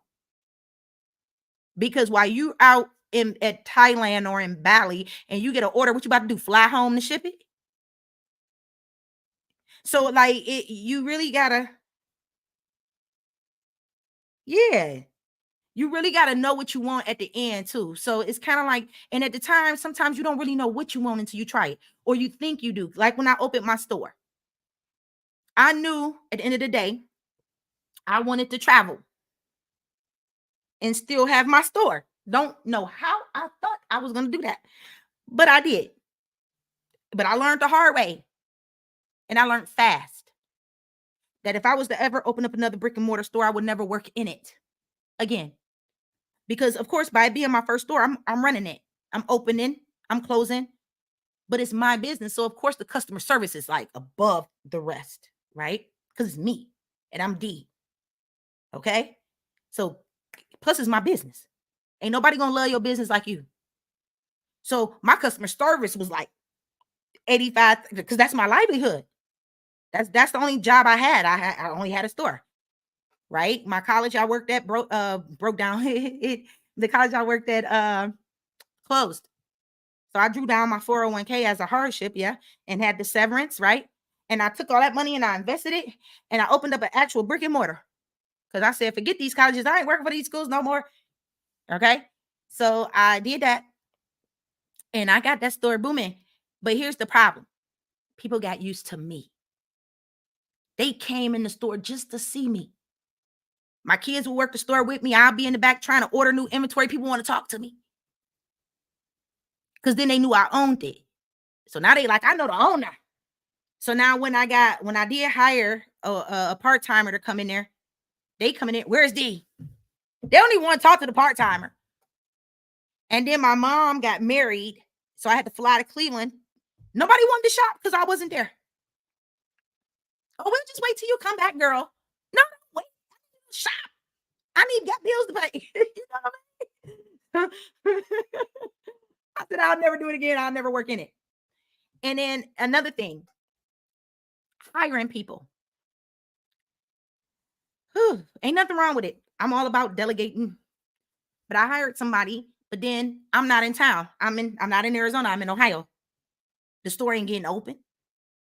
Customers DMing me, calling me because they know me, because they done met me, and now they following the Facebook page and everything. They DM me, D, the store ain't open. I went to the store, so I'm trying to call the person who's supposed to be opening it. Like, and I'm in a whole nother state. I said, you know what? I don't like this. I can't go on my travels because I'm too busy trying to run a store, right? But then God works in mysterious ways. The Lord works in mysterious ways. My daughter, not saying it's a good thing, but everything happens for a reason. My daughter ended up getting sick, my oldest daughter. So I had to choose. And that's really not a choice, right? But it put me in a situation, my daughter or the store. And my daughter gonna win every single time. I'm a mother first and foremost. So, but that happened. That was the Lord's way of shutting that door. Like, no, we can't do this. Because I was just doing it to save face in a lot of ways. Like, I started this store, I can't let it fail. I invested all my 401k from my job. People was already telling me don't do it. And and it's like, but I seen the struggle I was going through. And I kept trying to keep it anyway, knowing in my heart that I really didn't want to do that. And the Lord shut it down for me. Your daughter's sick. You gotta do what you gotta do. Store had to go bye-bye. But then that was okay. Then I came up with the brand. Then I found out about print on demand. And then I created my own. COVID happened. And me and my daughters, I taught them how to make lip glosses. And then we started selling our own lip glosses. And they were on TikTok with it until they got bored with it. But I was trying to teach them entrepreneurship skills and teaching them how to do stuff and how to have a hustle. So if they ever needed to make money, they know how to make lip gloss custom by hand and stir it at the house and to do it. I taught them. So, they know how to do certain things. They're not really entrepreneurs like their mama. Their friends be wanting to learn everything, but my kids don't want to know nothing. It's weird. But yeah. And then I realized I really like digital products. I really like designing, and I like to create different types of things and things to help people. And then that's when I was like, you know what? I'm gonna open up an Etsy shop. And I did, and I tracked it that Naya is already familiar with. And I was like, I really like it. But before I opened up my Etsy shop, I already published Colorum. This was already published. The low content was already done. I've already created and had the business. I already had the magazine. I already had a lot of stuff before I opened actually up the Etsy shop. And I already knew how to design these things from me designing all my graphics and everything for all my other businesses. I ran an ad on the lip glosses. Oh my God, those lip glosses were sexy. I gotta show y'all. Y'all got to see these lip glosses. It was called Royal Highness AZ. And here go the graphics I made. I'll show it to you. Uh-oh, I didn't mean to do that. And here goes some customers too.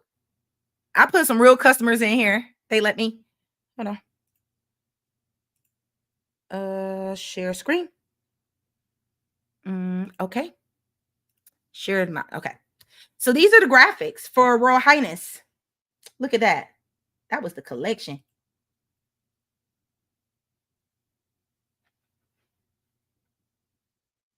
And she was a customer. She bought it. She was a customer. She bought it. She bought the mat. She bought it. She bought it. These are real like people. She made a whole video. Like she made a whole video. Those are models, stock imagery. Those were the free stock photos out of Canva. Again, AI wasn't popping yet for me to know how to make up myself at the time. At this time, this was only 2020. See, look at and this was the website on Shopify. I designed it. Looking for these because I ran an ad on Facebook. Look at the collections, the Duchess collection. So you got the Duchess collection, the Princess collection, the Diva collection, which is my name, the Crystal collection, because all of these had that, all of them had that glitter in the gloss. This was for Instagram. And then the Crystal collection. She won a free gift. I gave her a free gift card to Victoria's Secrets.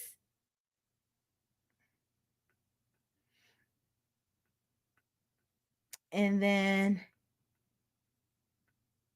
yeah.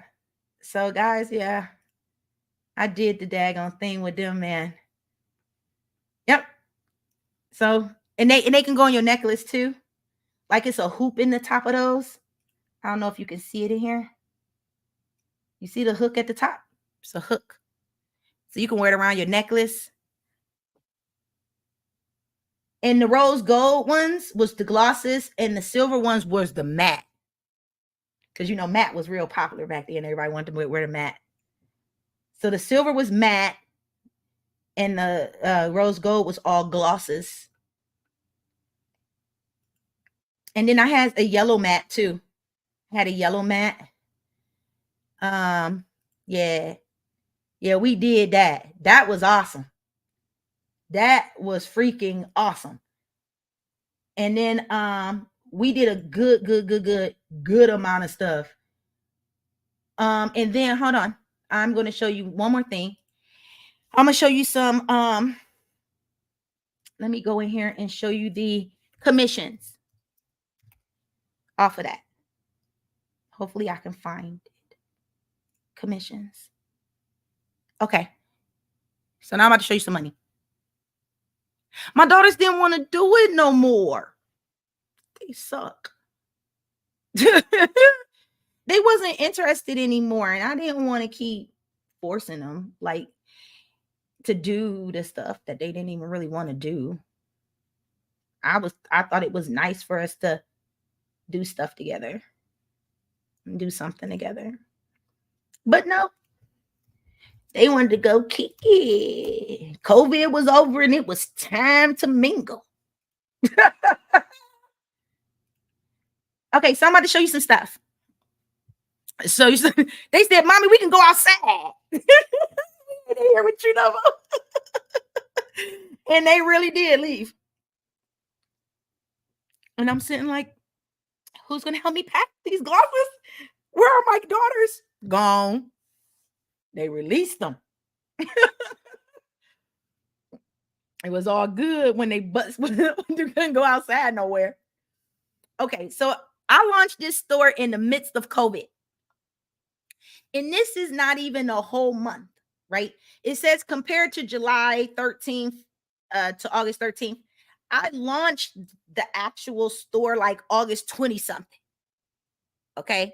But I wanted to give you a whole month. So it went from the 14th, because that's the day I did this on.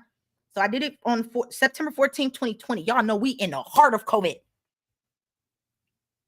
And I'm opening up a store on Shopify. Okay. So I had to go back to the 14th, because even though the store wasn't even open on the 14th, it opened up on the 20 something. In less than 30 days, we made $424.95 in sales. Hold on, where's my other picture?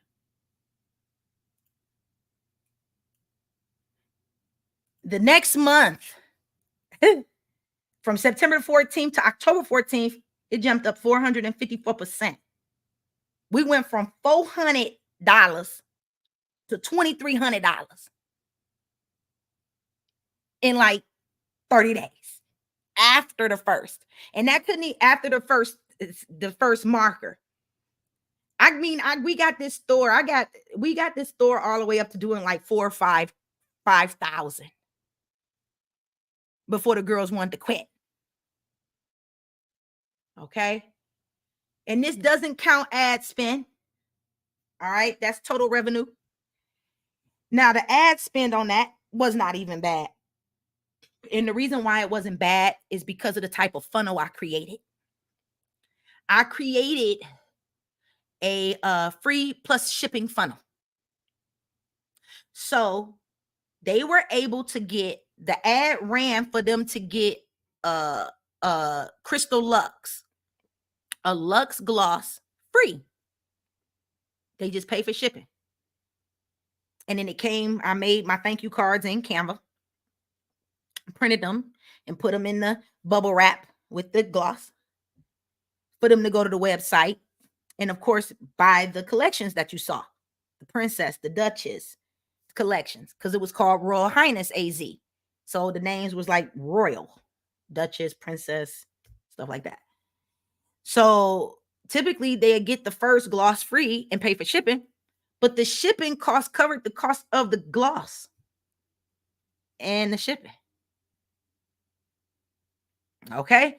So it pretty much paid for itself.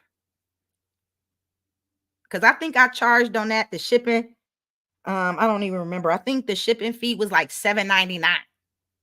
Well, you got to understand, we was making these from home. Cost me little or nothing to make that. You know, it's not, man, whatever. Would it cost 50 cents for the tube to get made? And then my time, you know, I'll get paid on the back end. I don't got to get paid in the front. So really, if I'm counting the 50 cent, take that 50 cent minus that $7.99, which is basically $8.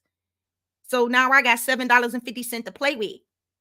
To mail that one gloss, which wasn't even an ounce, because it's like 0.5 milliliters inside of that tube. I mean, I got some here. I just don't got none near me to show you. Or maybe I do. Oh, yeah, I do. See?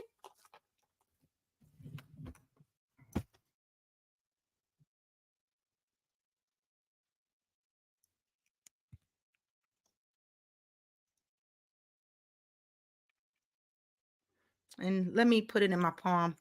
I know a lot of people show it like that, so you can kind of get a sense of the height of it.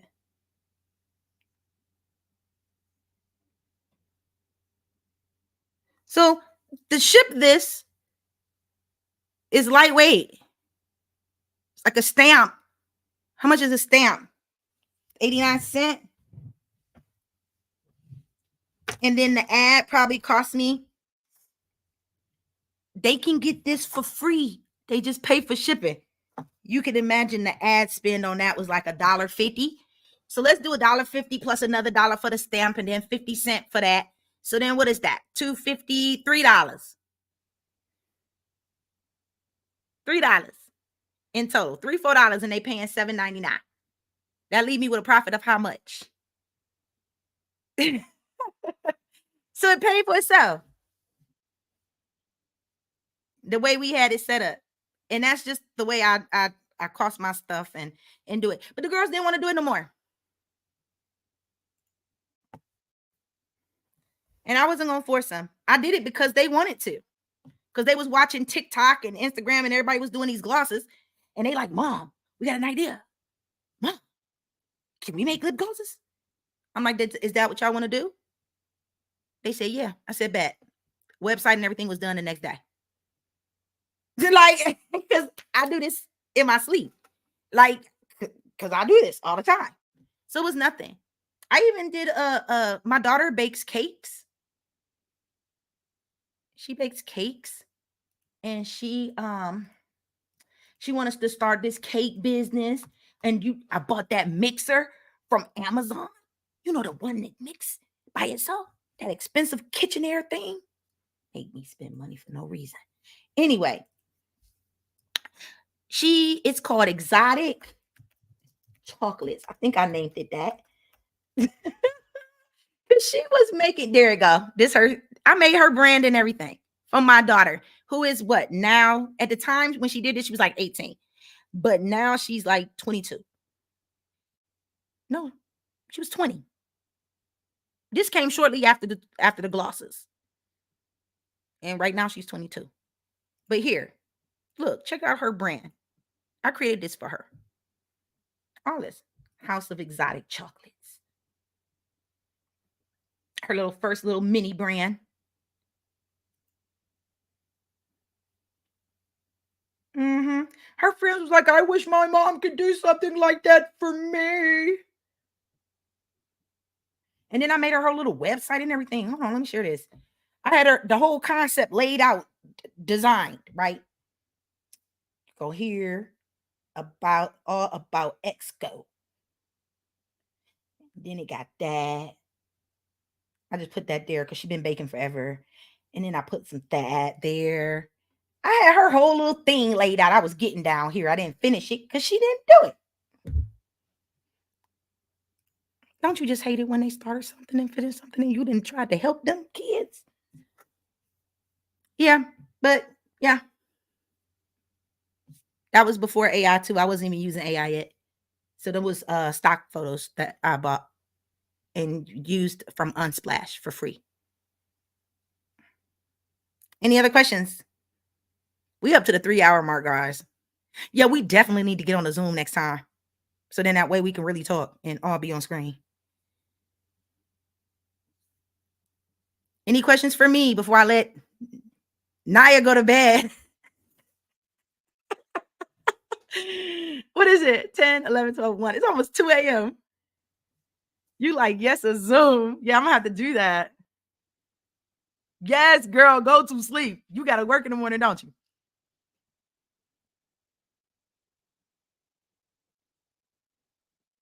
Yeah, we're going to definitely get together. We're going to get together. How often y'all think we should do this? Let me write it down. How often y'all think we should do this?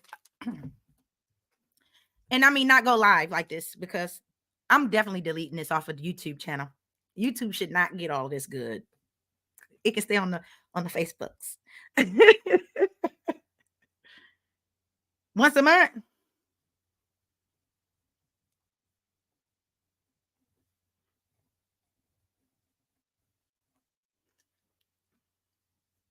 At least. I wonder, is Lynn still on here? Because I can't see. It doesn't like show me. It just showed me where the viewers are. Who's streaming from, like, it'll tell me you got X amount of people on YouTube, or another person from the Digital Creative Society, but it doesn't show me like who until they start talking in the chat. So I'm wondering if Lynn is still in here, or did she hop herself? I just went in there to see if she was in the society, because you never know with Lynn.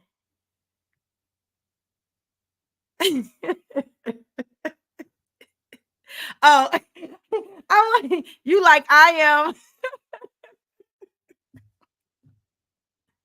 How many times? Maybe twice, but if it's this long, then once.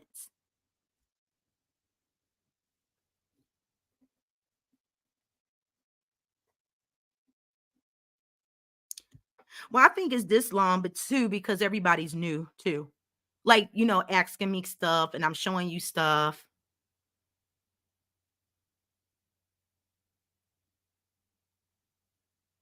I'm probably gonna still upload this video to YouTube, but I'm probably gonna cut it. I'm gonna edit it. So like our little Q&A session at the end gonna be off. I might upload this as a special setting inside a special replay inside the society. Cause I'm pretty sure people gonna want to see me cry. I'm like, oh, look at D getting all emotional. And this video might come in handy 5 years from now, right? Where we can look back on this and be like, oh my God, it came so far.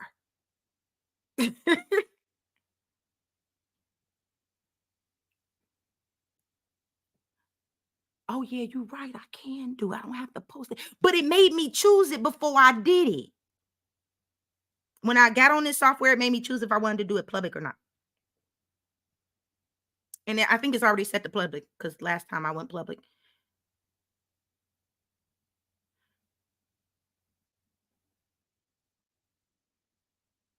Okay, so we can always set an agenda and then see if anyone wants to add topics. Now, here's my question, Lynn, because now I got a question.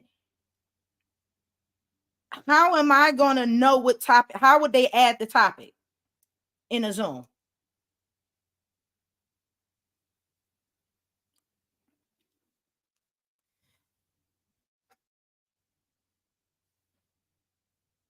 You mean, I mean, like,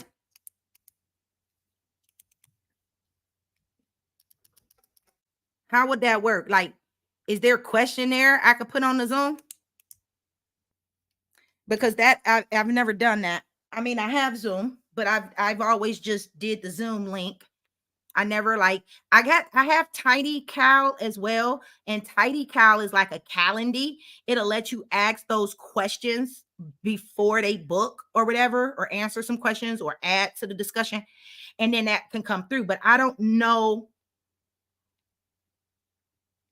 if, okay, a Google form. I don't know how to use that. You can make a job form. I don't like job form. I would rather use, if I was going to use, I like Google form. I mean, job form is cool. I used it, but have you used the Airtable form yet?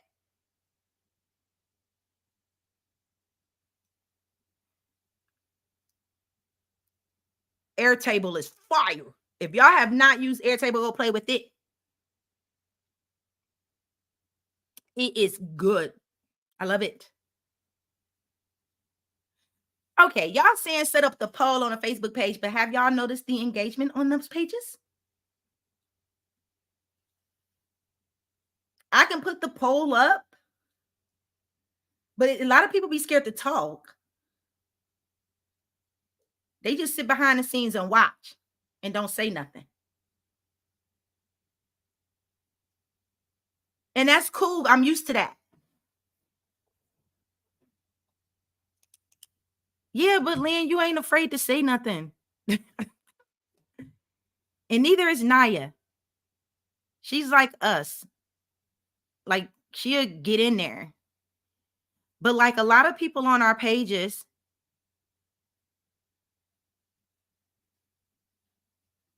a lot of people get on these pages in these groups and they be too shy and they just sit in the background and they watch. And you'll be surprised if I was to show you all the analytic data and software I got running on stuff. People would look at my page and think my page is a ghost town, and I probably would too if I didn't have all the back end software to see exactly how many times they landed and who landed. And believe me, I know. I know. And I just let them be sitting in silence. I can't help them if they don't speak up and say nothing. Yeah, that's right. You don't learn if you don't ask no questions. And they just sit back and they watch. I got people that just watch me.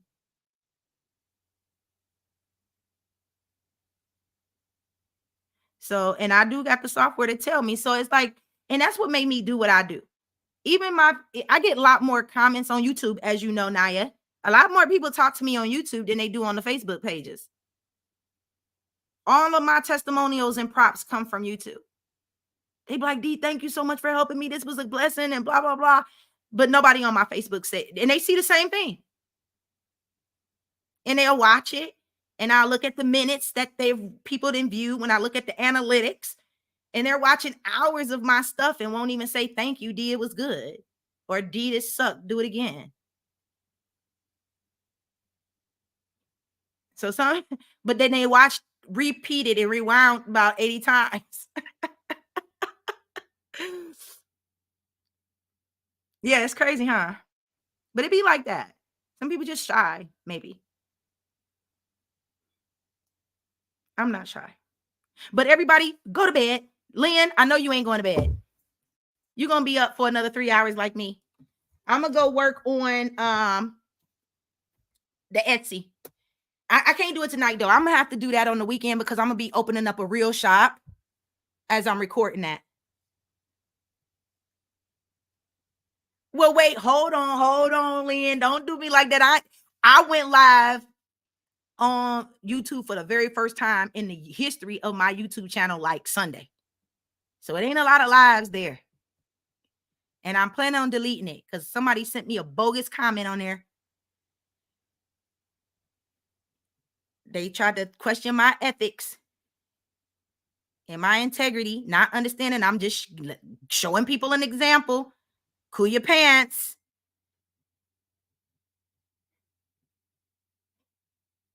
Oh, you're welcome, baby. Good night. Get you some rest. Get you some rest. It's too late on the East Coast. Y'all need to go sleep. You need to go sleep, baby. Especially if you gotta go to work.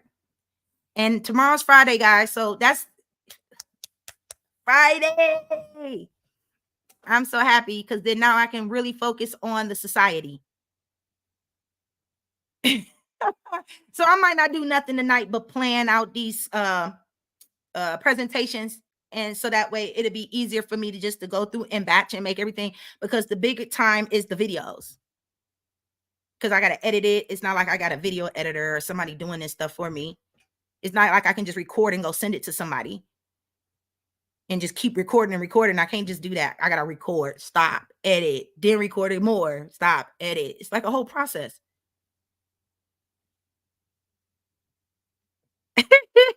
I know you will, babe. Good night, everybody. Good night. I will talk with y'all again. We'll plan something.